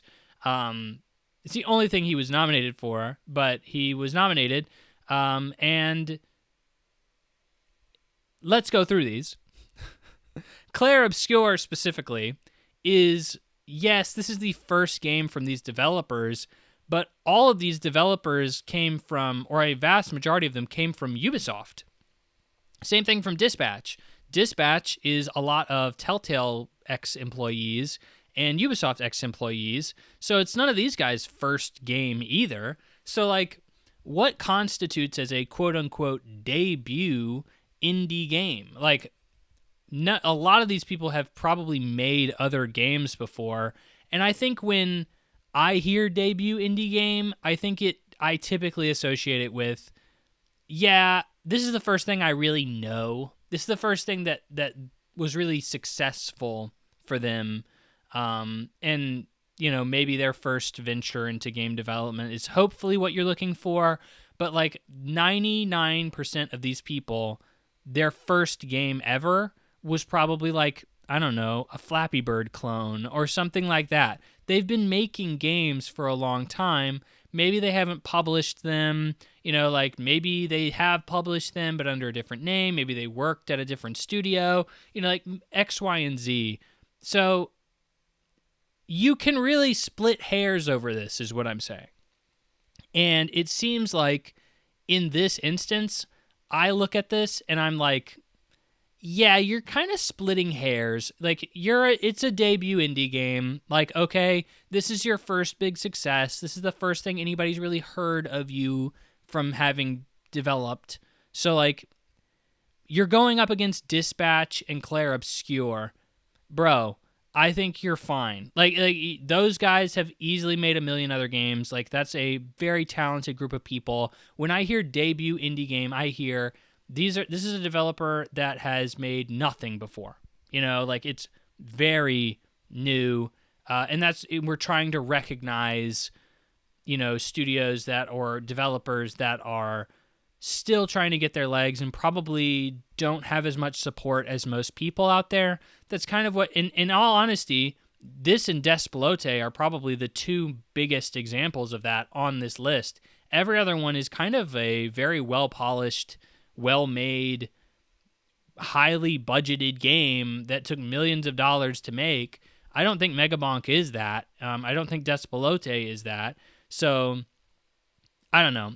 Jeff Keighley even came out and was like, "Look, we're really glad that he came out and said this, and I'm glad he was very honest because we don't want people like that on the list. So that's really cool that he came out and told us." And I'm like,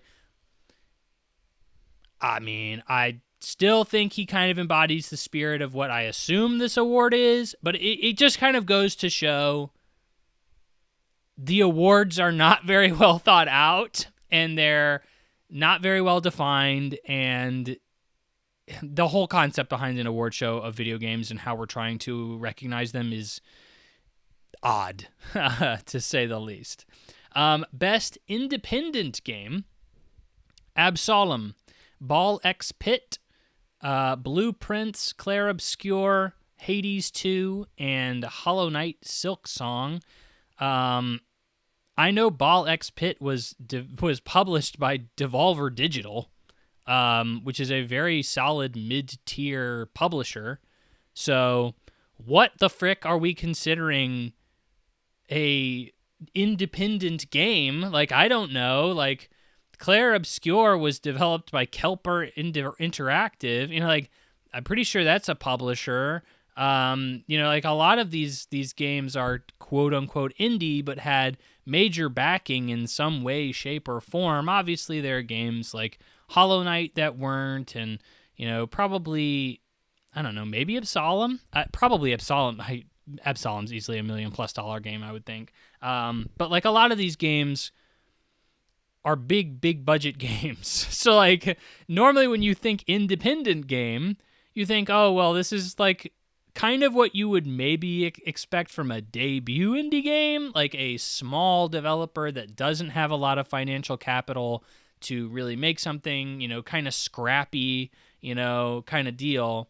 And really, these are all what I would kind of consider B-tier developers, B-tier publishers, people who had millions of dollars backing their game and very solid financial capital that allowed them to produce these games. Most indie games I would think of as like mother effers who can hardly, like, they're eating frickin' microwave ramen every night to get by. Like, that's kind of what you think when you think of an indie game initially. And I think the Game Awards, especially the Game Awards, has really moved away from that kind of an idea of what an indie game is. And this is something we've gone over before with, like, Dave the Diver. That was nominated for indie title at one point. And it was like, well, actually it was backed by a massive publisher and, like, had millions of dollars in funding and was a really well-polished and well-made game, which most indie games are not typically stereotyped for that. So it's like, that's definitely not indie. So it's like, okay, what the frick is? Like, where are we drawing the line? Like, I don't know, but I would think a lot of these games probably step over that line. But again, it's just kind of one of those things. Where do we draw the line? I don't frickin' know. But, like, the Game Awards sure haven't figured it out very well either, or at least aren't very good at communicating it to people. So, next. Best community support. How you rank this and where this... How you even get nominations for this, I don't even know. But cool. I don't involve myself in many communities, so we'll see. Baldur's Gate 3, Final Fantasy XIV, Fortnite, Helldivers 2, and No Man's Sky. I don't frickin' know. Baldur's Gate. I bet you they're pretty nice people. Best ongoing game. Final Fantasy 14, Fortnite, Helldivers 2, Marvel Rivals, and No Man's Sky. I would give it to Fortnite. I would give it to Fortnite like every year. Like that is clearly the best game in terms of ongoing support. They give you so much and so frequent and so gigantic updates so regularly, and they're so well polished and fun to go back to. Like I can't imagine people not saying that, but I understand why somebody would say like a No Man's Sky because it's been improved so much. I understand why somebody would say Helldivers 2, even though I think that game had a lot of stumbles in terms of its ongoing support. And then obviously Final Fantasy 14, I would also understand again because it was kind of a No Man's Sky story and turning it from something horrific to something really good. So, is what it is. I don't know anything about it because I don't play any of those games. So, nice. Or I do play a little bit of Fortnite, but most of those games I don't involve myself very heavily in. Games for Impact. Consume Me, Despelote, Lost Records Bloom and Rage, South of Midnight, and Wanderstop. I think this is probably going to Despelote or Consume Me. I'm going to lean towards Consume Me. I know that won a lot of awards outside of the Game Awards, and I've heard good things. I've played Despelote. I'm waiting to talk about it on the podcast. Really enjoyed it. But Lost Records Bloom and Rage sucks. South of Midnight, I think a lot of people were pretty mid on, and Wanderstop, a lot of people were pretty mid on as well. So I can't see any of those three winning. I think it's an easy takeaway for either Consume Me or Despelote. I'm rooting for Consume Me from what I've seen of it. Would love to play it, though, so we'll see. Innovation in accessibility. Again, also interested. These are normally always like, I would love to know how we define like, well, these guys made the most innovation in accessibility because like Atomfall is on this list. I'm like, what the frick did Atomfall do? But like, I don't know anything about this. It's normally just these really high budget games that typically have the ability to invest in R&D for some kind of new accessibility feature. Like Assassin's Creed Shadows is the first one on this list. Atomfall, Doom, The Dark Ages, EA Sports FC26, and South of Midnight. Who the frick knows? I will give it to Assassin's Creed Shadows because probably Ubisoft puts a lot of emphasis on that. Okay. Best Performance. I like these awards. Ben Starr, who has recently become just like a video game icon. He's really tried to get himself out there and become that in Clair Obscur. Charlie Cox in Clair Obscur. Erika Ishii from Ghost of Yotei. Jennifer English, Clair Obscur. Konatsu Kato in Silent Hill F. And Troy Baker in Indiana Jones and the Great Circle. It's so crazy to see him be nominated, but it is a really good performance. Like, he really does sell you that, like, he is Harrison Ford, bro. It's a super awesome performance. Troy Baker definitely deserves some props for it, no doubt. But this is obviously going to go to Clair Obscur. I would probably give it to Ben Starr. He seems to be having a lot of push in terms of his, like, you know, everybody knows who he is, so you've already got that going for him. He's very marketed at this point, so people know to vote for him. Charlie Cox is not in the game for very long, but he is a very major part of that game, so I can see that happening. He's also like an actual Hollywood celebrity, but I would say it's likely going to go to Ben Starr. And then Jennifer English, who's one of the main characters in Clair Obscur as well.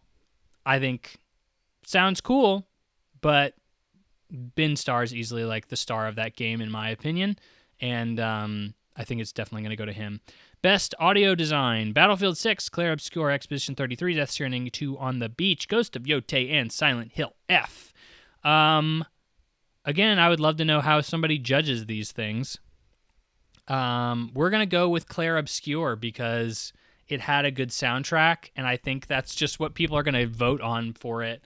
Even though there's another category for that, which is Best Score in Music, Leveled Up by Spotify. That is the name of the category. I didn't just make that up. So Christopher Larkin for Hollow Knight Silksong, Darren Korb for Hades 2, Laurine Testard for Clair Obscur Expedition 33, Toma Ottawa for Ghost of Yotei, and Woodkid and Ludwig Forsell for Death Stranding 2 on the Beach. It's an easy lock for Clair Obscur. It is a soundtrack I think everybody resonated with playing that game. Obviously going to win Game of the Year. It's a lock. Clair Obscur is going to win a lot of the awards that it's up for, I think. Best Art Direction, Clair Obscur 33, Expedition 33, Death Stranding 2 on the Beach, Ghost of Yotei, Hades 2, and Hollow Knight Silksong. In all honesty, this is a really tough one, but I think it's probably going to go to Clair Obscur just because everybody's voting for it because they love that game this year. But I think art direction for all of these games, really, really, really good. So it sucks that Clair Obscur, I don't even think has the best art direction out of all of these games, but I do think it's going to win. So last three, bear with me here. Best Narrative, Clair Obscur, Expedition 33, Death Stranding 2, On the Beach, Ghost of Yotei, Kingdom Come Deliverance 2, and Silent Hill F. All of these games I've heard about having good narratives, except for Ghost of Yotei. So very interesting. I heard a lot of people were not super cool on its narrative. I thought the narrative actually ended up being pretty good. But I know a lot of people thought it was too simplified to rote and standard. Very much going to immediately cross that off the list. Kingdom Come Deliverance is not very much known for its story. It's known for having great side quests. I don't think the main narrative itself is something people are too attracted to. Yoinks off the list. Silent Hill F was a game that I heard a lot of great things about the narrative, but I think it's a narrative that you have to replay it multiple times in order to get the true ending. Even though I think a lot of people enjoyed that narrative, I think it's a lot of people that people have to stomach it, and the game itself, like the gameplay, was not supposed to be very good. So I think that's going to be nixed. So you're down to two. Death Stranding 2 and Clair Obscur. Guess what's going to win? It's Clair Obscur, baby. I love the narrative. I'm still waiting to get around to Death Stranding 2. So many things on the backlog, it's hard to get around to it. But Death Stranding 2 on the Beach, I think is just too niche. I'm sure the narrative is great. Clair Obscur, I think, caught everybody. It caught everybody. It has a great narrative, great characters. It's got great twists and turns. Everybody loves that. I mean, it's gonna win. Sorry, it's gonna win. I love a great narrative category. I think we've been spoiled with great narratives this year, but again, it sucks to see Clair Obscur winning with all these other great games, because I want all these other great games to get recognition. But I think Clair Obscur has just grabbed the gaming community by the balls so much. It's exceeded everybody's expectations, has such a good narrative. There's no way really around it. And I think people are going to reward it for it. It's Clair Obscur's year, baby. It just sucks that nobody else gets to celebrate their year too, because I know a lot of games this year were super awesome. So, best game direction. Clair Obscur, Expedition 33, Death Stranding 2, On the Beach, Ghost of Yotei, Hades 2, Split Fiction. I think all these games have great direction.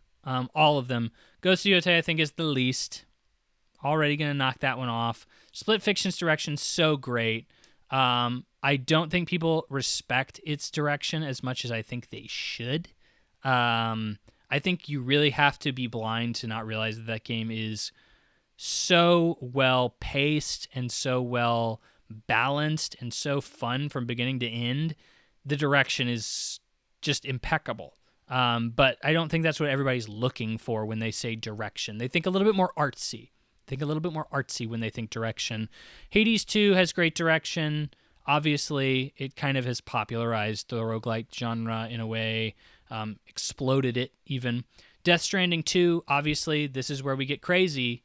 Kojima, the paramount of game directors, going up against Clair Obscur, the pick, the fan favorite. Who wins? That's a really crazy thing. I think Clair Obscur is just going to win because it has more people voting for it. I think more people played Clair Obscur than Death Stranding 2 this year. It had a longer tail in terms of narrative. People are talking about it. Great narrative. Death Stranding 2, it's a little bit more avant-garde. It's a little bit more up its own butt, which, hey, still love it. But, I mean, like, major name behind it, Kojima. But I really think people are going to go and give it to Clair Obscur this year, which, speaking of the big one, Game of the Year, starting to get a little fatigued. I've been going for an hour 45, no breaks, so bear with me. Game of the Year. Clair Obscur, Expedition 33, Death Stranding 2, On the Beach, Donkey Kong Bonanza, Hades 2, Hollow Knight Silksong, and Kingdom Come Deliverance 2. When I look at this, the two that jump out to me specifically are Kingdom Come Deliverance 2. Very early in the year, I don't see a lot of people talking about it outside of the people really sounding the alarm. Like, this is a really great game. And Donkey Kong Bonanza. The reason Donkey Kong Bonanza stands out to me as a Game of the Year nominee is it is not nominated for anything else outside of Best Family Game. All of these other games made nominations somewhere else on some really good category. And that tells me people really soured on Donkey Kong Bonanza. I think the game is good. It's easily going to be in my top 5 games this year. But I think people fell off on it. The narrative didn't really go very far or didn't stretch. There's no tail to Donkey Kong Bonanza's conversation, which is just so weird because it's Nintendo's big game. Donkey Kong's big reveal, not reveal, but like his reboot, you could say. It's got a really interesting destruction mechanic that kind of cements everything together. I'm surprised. I'm surprised that the only thing it's nominated for is Game of the Year, and I think it's an easy lock to be immediately written off. It's not going to win. Same thing with Kingdom Come Deliverance 2. Heard great things, but I have only heard like Hollow Knight, Hades 2, Death Stranding 2, and Clair Obscur Expedition 33 are some of the best games ever made. So I don't think Kingdom Come Deliverance 2 comes close to that level of recognition to win Game of the Year. Hollow Knight Silksong, I think, is probably not going to pull it out. I think it was too much of a divisive conversation around the game's difficulty. I think it scared a lot of people off. And I think you have Clair Obscur with that more likable indie story where Team Cherry had this like, oh yeah, like we just took forever and delayed it forever because we just felt like it. Our first game was so successful. We're kind of set for life and really don't need to do much else. It's like, that's not as inspiring as like Clair Obscur's like, oh, well, we were a bunch of developers that nobody believed in at Ubisoft and we left and like we made this game that people consider to be one of the best games of all time. Like that I think is a way more tangible narrative, right? Death Stranding 2 I think is too avant-garde. It's too up its own anus at times. It's too abrasive, I guess, to make it a like big contender for that. And then Hades 2, I think, because it had such a long development cycle within early access, it almost felt like it coming out at 1.0 was not like a huge moment. It was like, yeah, okay, 1.0. Yeah, I mean, we've been playing this game for like over a year already, so like I already kind of knew what it was, and it's good. Like it was good the whole time. Like that's kind of the vibe I got from people talking about Hades 2 for Game of the Year, and I think that really dampens it. This is such an obvious lock for Clair Obscur being Game of the Year. Obvious lock.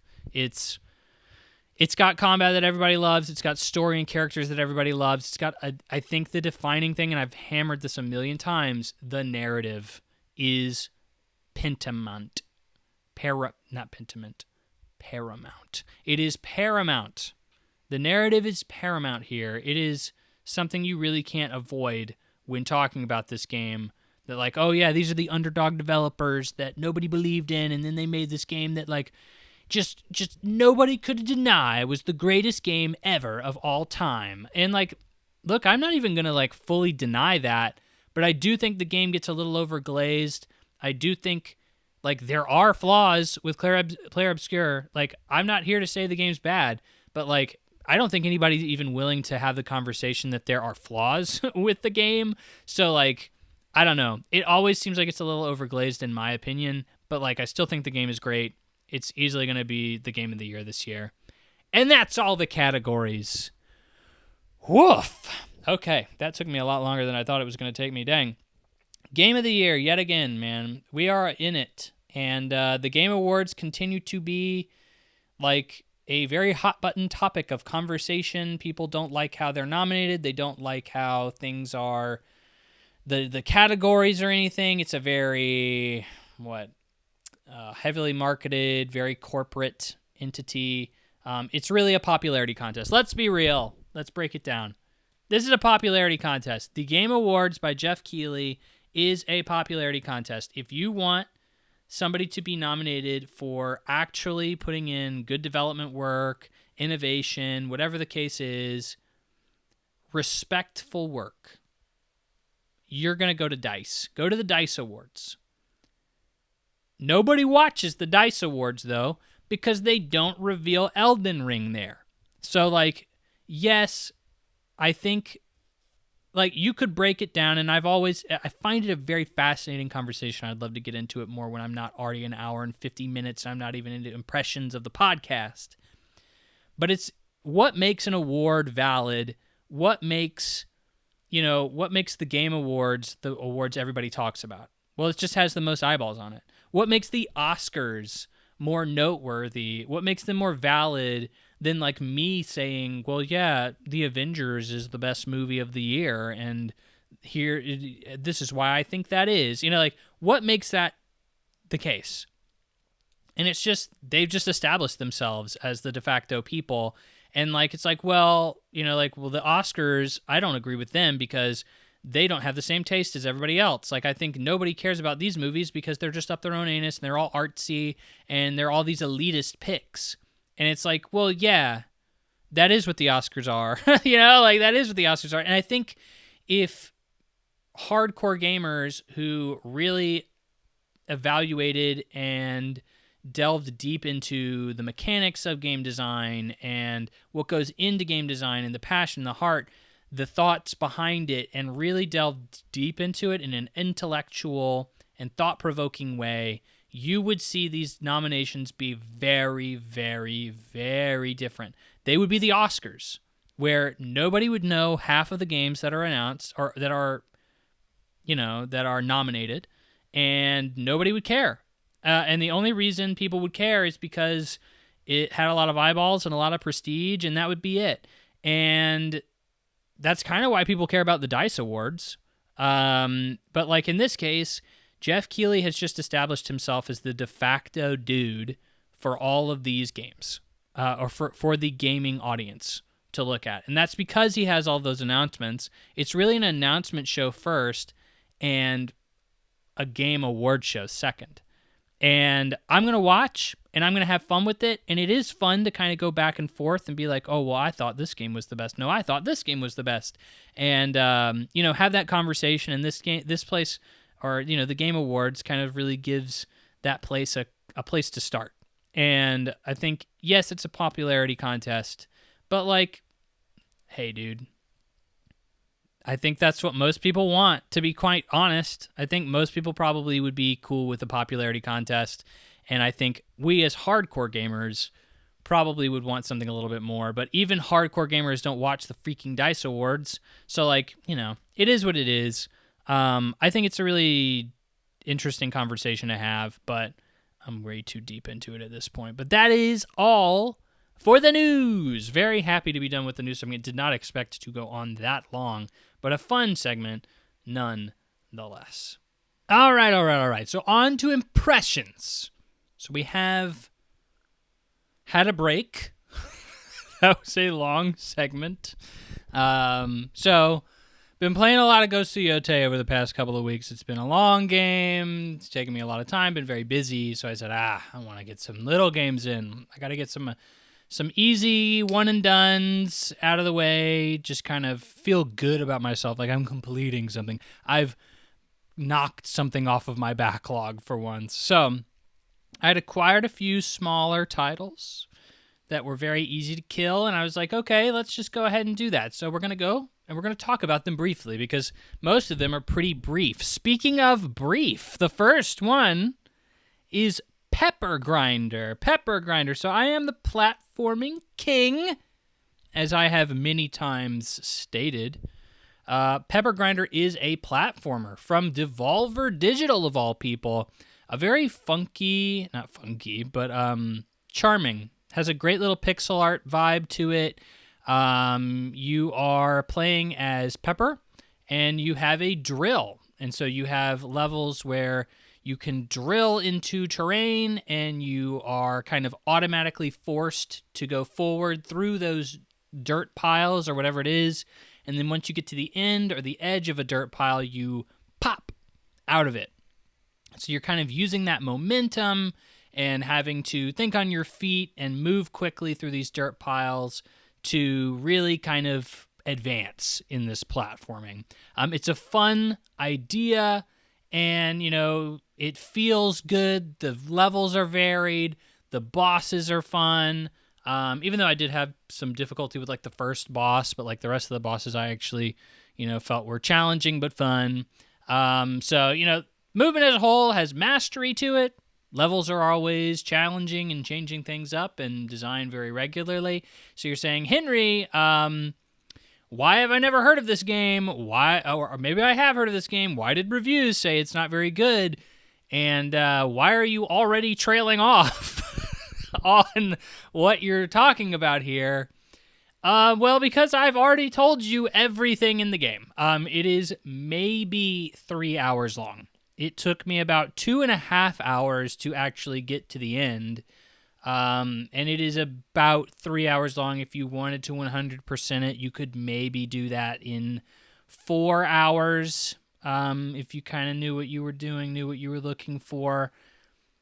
It's short. And, you know, I paid like $5 for this game. And so, like, I'm pretty happy with it. I like platformers. And I think there's enough spit and polish and charm here that, like, it's kind of worth the money that I put into it. And I definitely don't mind a game being shorter, but, like, 2.5 to 3 hours, at that point, I think you have more of a tech demo. Like, this is more of a demo for a game that should have been 8 hours, 6 to 8 hours, something like that. And I think that's what a lot of people kind of felt like in reviews, is like, look, like, I can see where this game could have been really great, but, like, I don't think it ever has the time to do that. So Pepper Grinder is a cool idea, but it really is weird that they didn't make more levels for it, that they didn't have more worlds. There are 4 worlds, and each world has, like, 5 levels and then, like, 1 optional one that you can unlock. It really does seem like they didn't finish the game, or like they felt like they ran out of ideas after just starting to have developed it. It really is sad, and I think this is a game that deserved more in more ways than one. So I can't say I hate Pepper Grinder. It's a good game. It's just, like, way too short, and I don't often say that about games. In fact, I'm going to say the exact opposite about a game later on this list. But moving on to the next game, that's probably one of the quickest recap. I really tried to stretch that out too. That's just how little there is to say about the game. It's really unfortunate.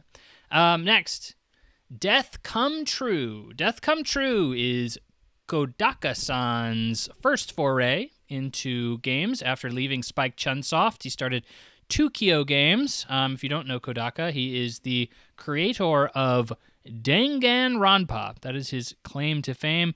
He's really struggled with trying to find anything else of note that people are latching on to in any real way. 100 Line Defense Academy came out this year. I don't know how successful it was. It reviewed very well, though. And then, of course, Rain Detective. I played earlier this year, actually, and I was even let down by.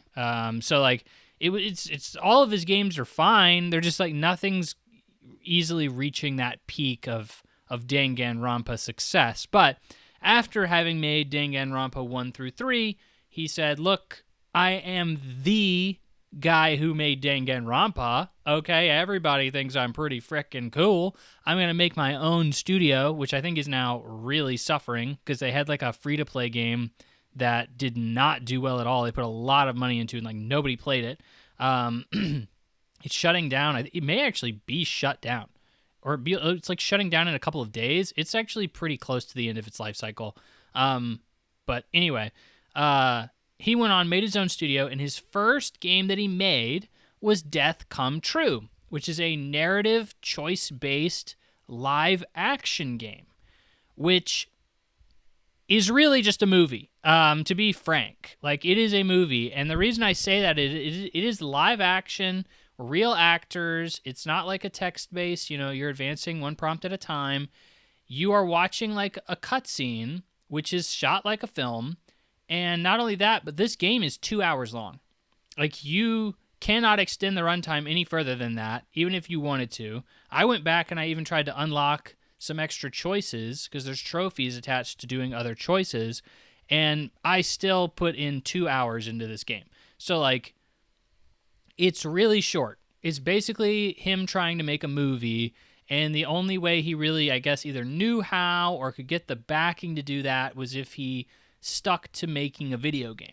And so that's kind of where Death Come True comes from. Now, I picked this up because it was, one, super cheap, and two, which it should be with a 2-hour runtime, and two, is the premise really intrigued me. So the story is actually a man wakes up in a hotel room and he has amnesia, and he turns on the TV and he finds out that he is a serial killer, and he can't remember anything. So he has amnesia. He finds out he's a serial killer, and he goes into the bathroom, and he finds a woman tied up unconscious in the bathtub.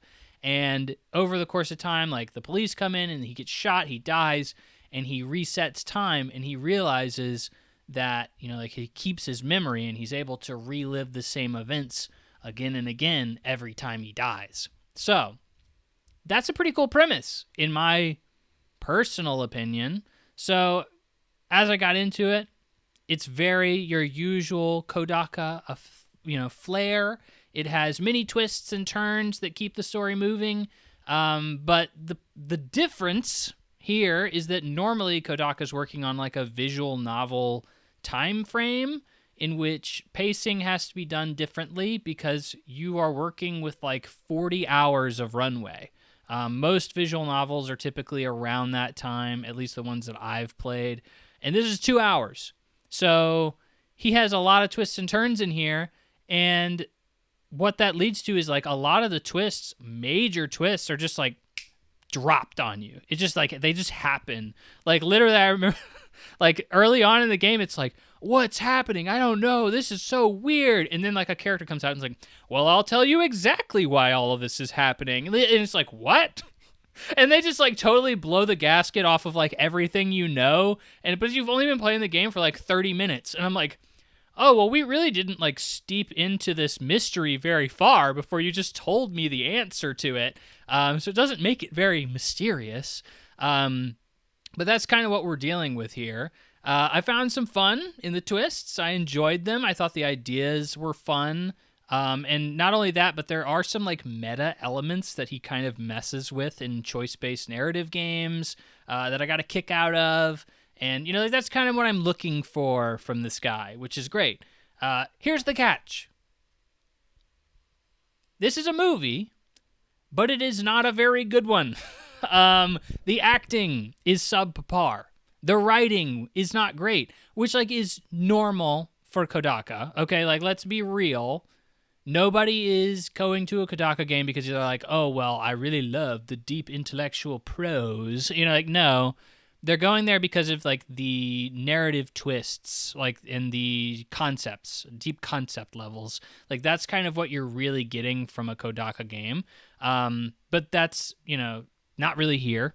You then have cinematography that's boring, so really stale shots and really stale locations. So this was shot in like 3 different areas. So like one's the hotel you're in, one's like a warehouse area, and one's like a hallway. And so it's like very boring locales, very samey. You just see them over and over. You replay the same scenes over and over and over again. And it makes the game pretty stale pretty quick. And it made me bored. Like, I got bored. Normally I get bored in visual novels because I'm like, reading kind of puts me to sleep. But in this instance, it was not reading that put me to sleep. It was just the bad cinematography and like poor acting and writing that did that, which is very sad. So, this was clearly Kodaka's attempt to be a Kojima. He wanted, like, Kojima has obviously tried to expand into film, like he's working with Hollywood actors, all that good stuff.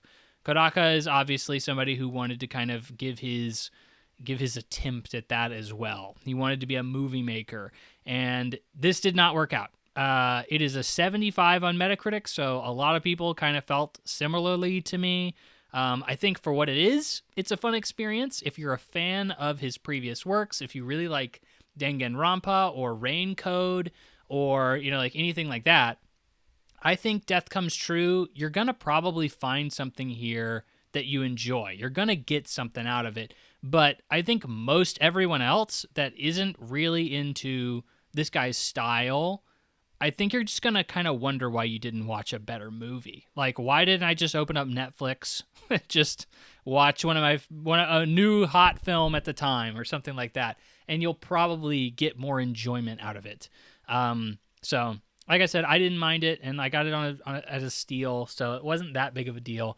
But, it is interesting watching this guy develop as a developer in general, making this really big cult following, massive success game, and then really struggling to go out on his own and try to differentiate himself as something other than that.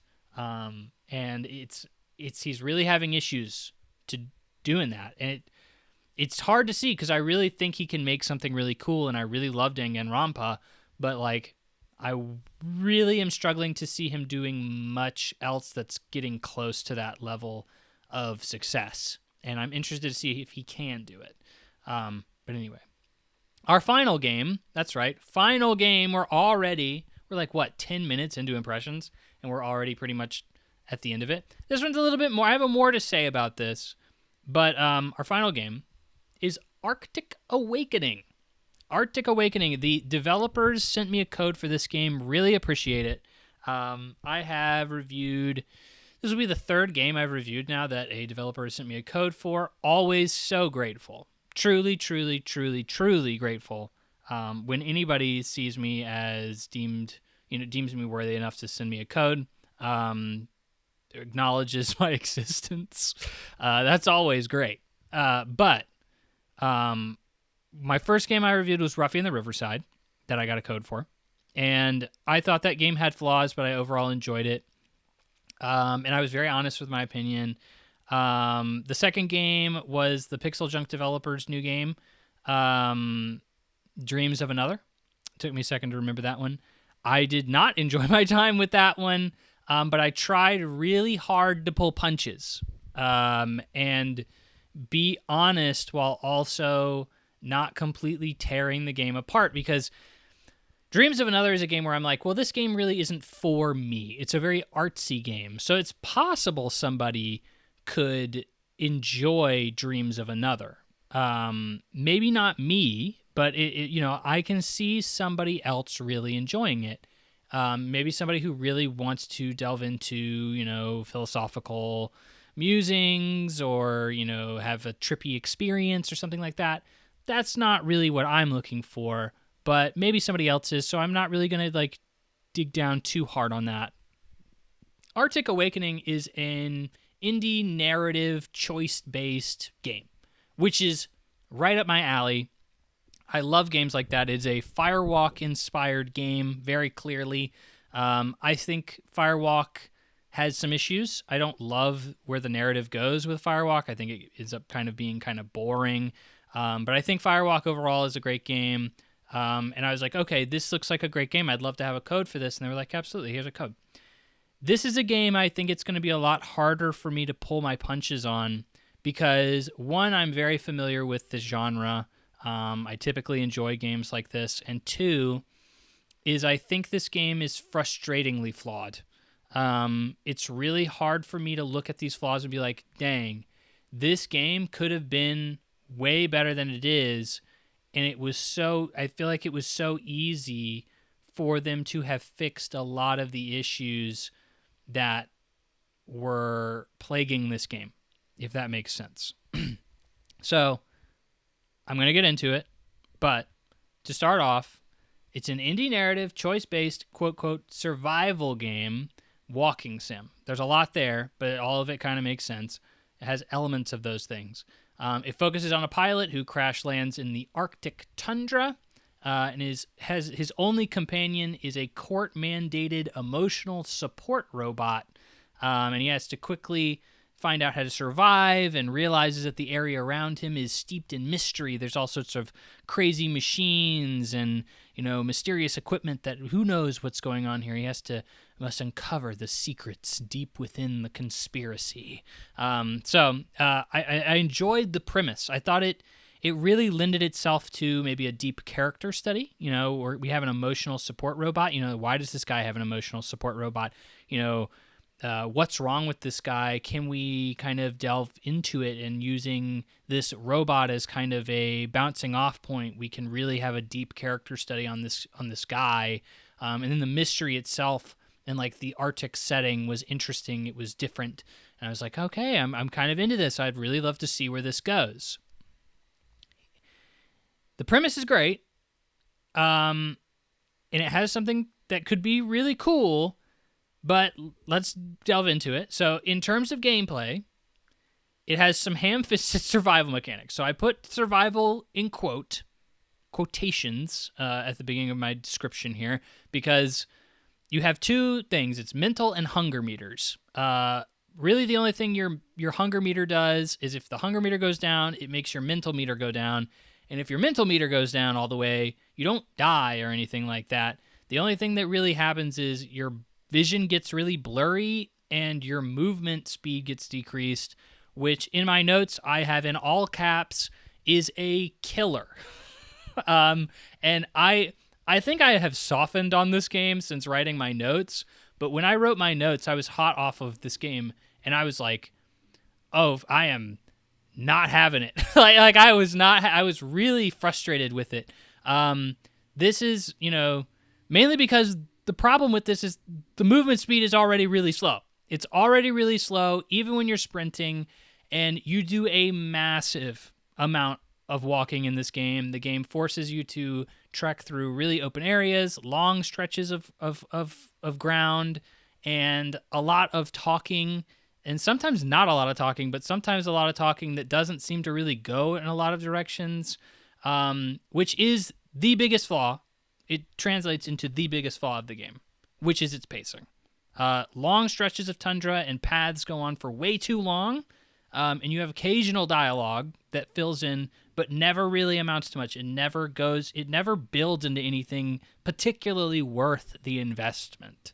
So this character study that I assumed was an obvious, setup for this game, it gets drip fed to you. They don't ever really explore what seemed like an obvious kind of point, and it all gets kind of dumped down you right at the end of the game, which again just feels oddly paced, and like, why are we just now getting into this very obvious plot point and very obvious explanation so deep into the game? It just seems it seems very fumbled, I suppose. The mystery itself is kind of another issue. So I genuinely wanted to learn what was going on. I actually, there were times in this game where I was so frustrated with the padding that I was like, oh man, I really want to put this game down. But then I was like, oh, well, in all honesty, maybe there's a cool reveal coming in the next chapter, or that ending of that chapter was actually kind of led me to believe something cool is happening or something cool is going on, or really this mystery could be interesting. I'll press on just a little bit more. I'll see what I can get out of it. And, the narrative it's not necessarily bad. Okay.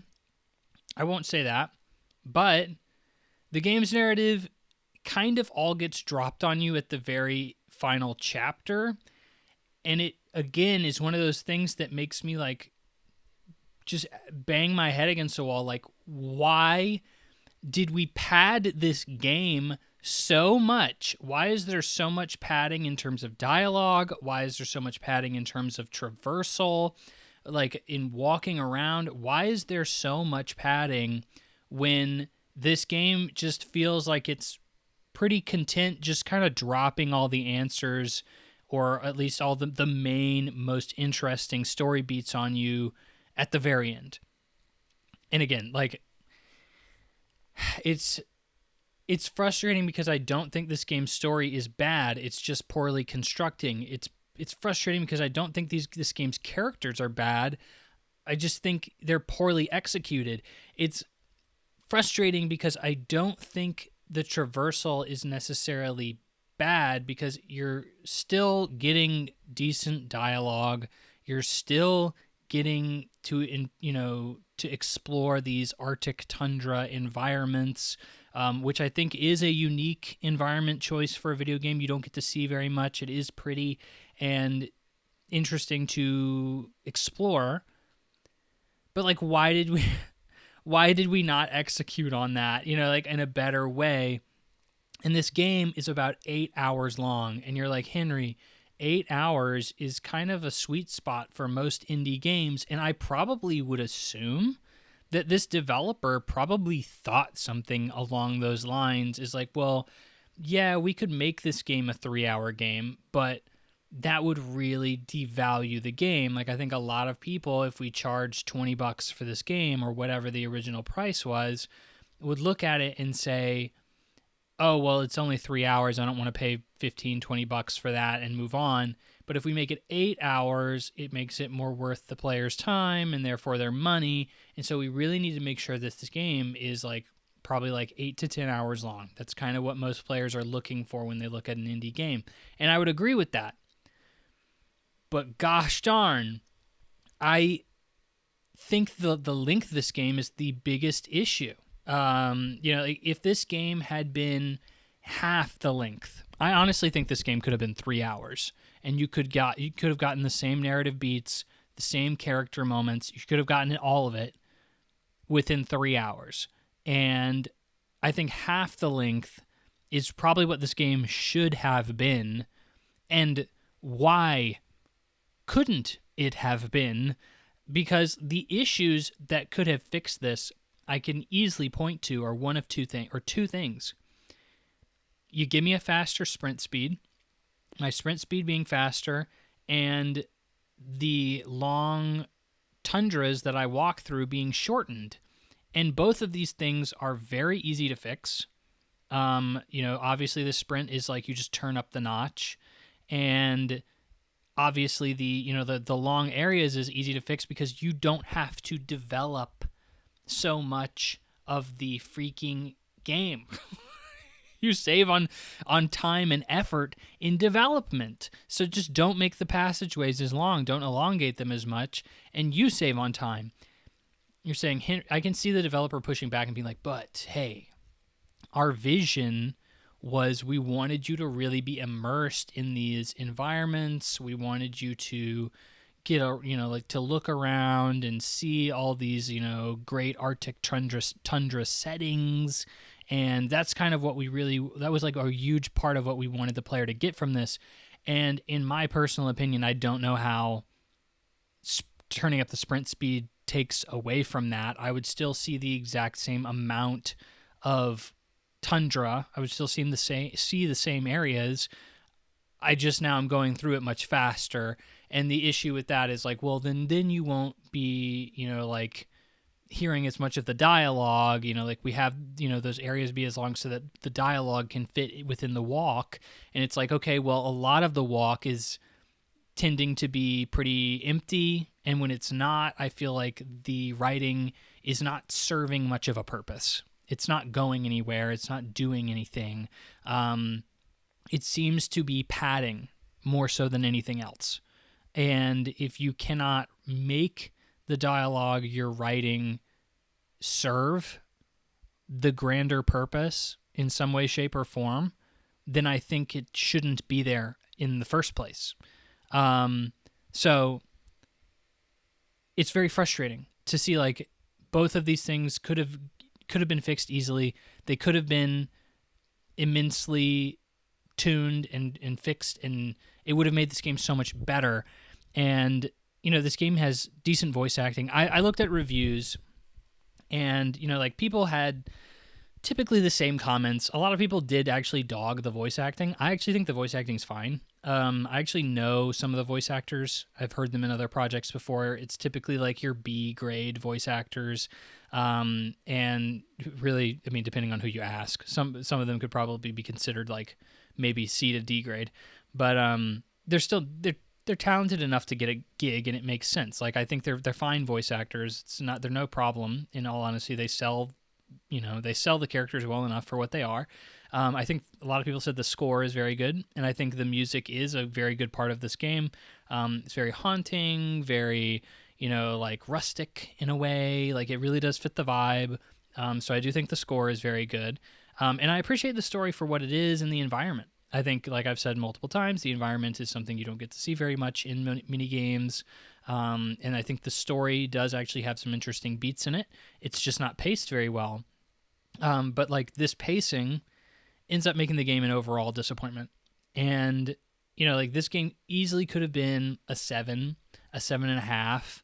I think a lot of people were dogging the game for technical issues. I didn't have many, if any. Well, I did have some. Towards the end of the game, I started seeing a lot more technical issues. But most of the issues within the first half to honestly like maybe 2/3 of the game, I didn't see. And that was something the developers even notified me of when they sent me a code, was like, we are aware of technical issues within certain sections of the game. Here's how to avoid them. Or like, we're working on a fix, so just heads up, like don't ding us. But like some people in reviews were really digging into those technical issues. Apparently it really affected their experience. I'll say that I had very few of those issues, and none of them were particularly game ruining for me. But I think a lot of this game is like in the 60s right now, which I think is probably fair. In all honesty, I would love to give this game like a 7.5. I think if everything that if the main issues I've been harping on were fixed, this easily could have been a 7.5 game. It could have been something that I would have said, well, if you're really looking for something in this setting, if you want a good Arctic winter wonderland kind of vibe, and you want an interesting mystery, walking simulator game. I mean, there's plenty of people out there who enjoy walking simulators. I'm one of them. I'd say, yeah, sure. Like this game definitely has something that you may be interested in, and is worth checking out at the price. Maybe on a discount, check it out.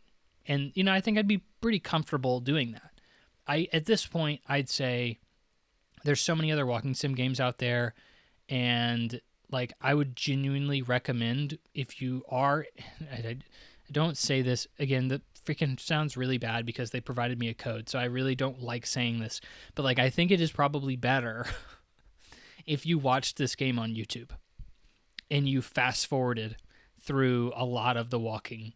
I think that would make this game far more enjoyable and would make it that 7 out of 10, 7.5 out of 10 experience that would be maybe not for everybody, but would be for that audience that typically looks for these kind of experiences. And at this point, it's hard for me to even recommend that. I'd say if you are a devout walking simulator fan and you truly are intrigued by the premise and you've heard me speak on it and you say, yeah, sure, that sounds fine still, I'm okay with that, I'd say definitely check it out. If not, the pacing needs to be addressed. It's probably the worst paced walking simulator game I've ever played, that I've at least finished. And I think I take that back. I think it is not the worst walking simulator game I've ever played, but the pacing frustrates me so. It frustrates me so. Because I do see, I was like, dang, I really can see myself probably having had a good time with this game if it wasn't for the pacing. And it really disappoints me. And I really think that this is something that could be improved easily with another iteration, with another game that maybe the developers are working on in the future. And I would love to see what they're working on in the future and if they can fix those issues, because if so, I think that they would be a fine, walking simulator studio that would pump out games that I think walking simulator fans would be interested in and have a good time with. And at the moment, I just don't see that with Arctic Awakening. I do appreciate the code. I really do hope that maybe somebody out there heard me talk about this game and said maybe. I think it's hard when I'm so vitriolic and I'm so frustrated with it. But again, it's a frustration. It's a frustration that comes from wanting this game to be good and seeing that this game can be good. It's not a frustration saying that this game is all bad. And I think I do want to distinguish that. So that is my take on Arctic Awakening and the end of our episode. So this has been a long one, 2.5 hours. Wow, and you're still around. I'm so flattered. Thank you. I hope it was a good episode for you. A lot of reading lists. I know that's not always the fun part. I probably could have had a better deep dive into the Steam, the new Valve hardware, Steam machine, but I was honestly pretty exasperated by the time I got to that story. So it was hard for me to really have a great handle on it. And like I said, it's just it's hard for me to see a use case for it for a broad audience at all. It's a very specific person who's going to want a Steam machine. But anyway, I mean, we talked about that way in the beginning of the episode. Or way in the middle of the episode, a freaking hour and a half ago.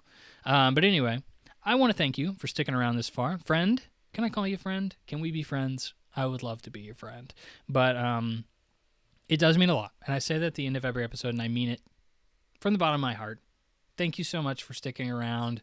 Thank you so much for listening, for being a friend. Please drop a comment. Let's have a conversation, I'd love to talk. I'd love to talk about video games. Clearly, hello. Literally did it for 2.5 hours and put it on the internet for people to hear me say, so kind of makes sense. But I hope you have or had a good Thanksgiving. Depending on when you're listening to this, I hope you traveled safe. I hope you had some good food, good villains, some would say. I would not normally say that, but I did today for you, the viewing audience. And I hope you play some good video games. I probably won't be playing some good video games. I will be very busy over the coming days. Had to record this episode a little bit earlier than I would have wanted, mainly because I got so much going on with Thanksgiving. And December, holy frick, obviously going to be a massive, massive cluster as well. I mean, as it always is. I always think, oh, yeah, well, I think I'll have at least a couple of weeks in December where I won't have anything going on. And then, of course, definitely not the case. So we'll see. But I hope you do get to play some video games. I hope you get some good video games. Maybe Black Friday. Hey, man, get some good discounts. I'm looking for a new laptop. Mine's 6 years old, so it's just time. The old gal, she's giving me a good run. But her time's come to an end. So I'm looking for a good one of those, and then hopefully some good game discounts. Really, Black Friday's kind of been disappointing. I've been looking at the sales. It has not been crazy. But anyway, I hope you have better luck. That's you could probably do a whole episode about Black Friday, but I'm not going to do that. I am going to leave you alone at 2.5 hours of runtime.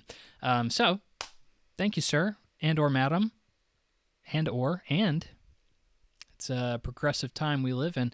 And I will see you on the next episode. Bye-bye.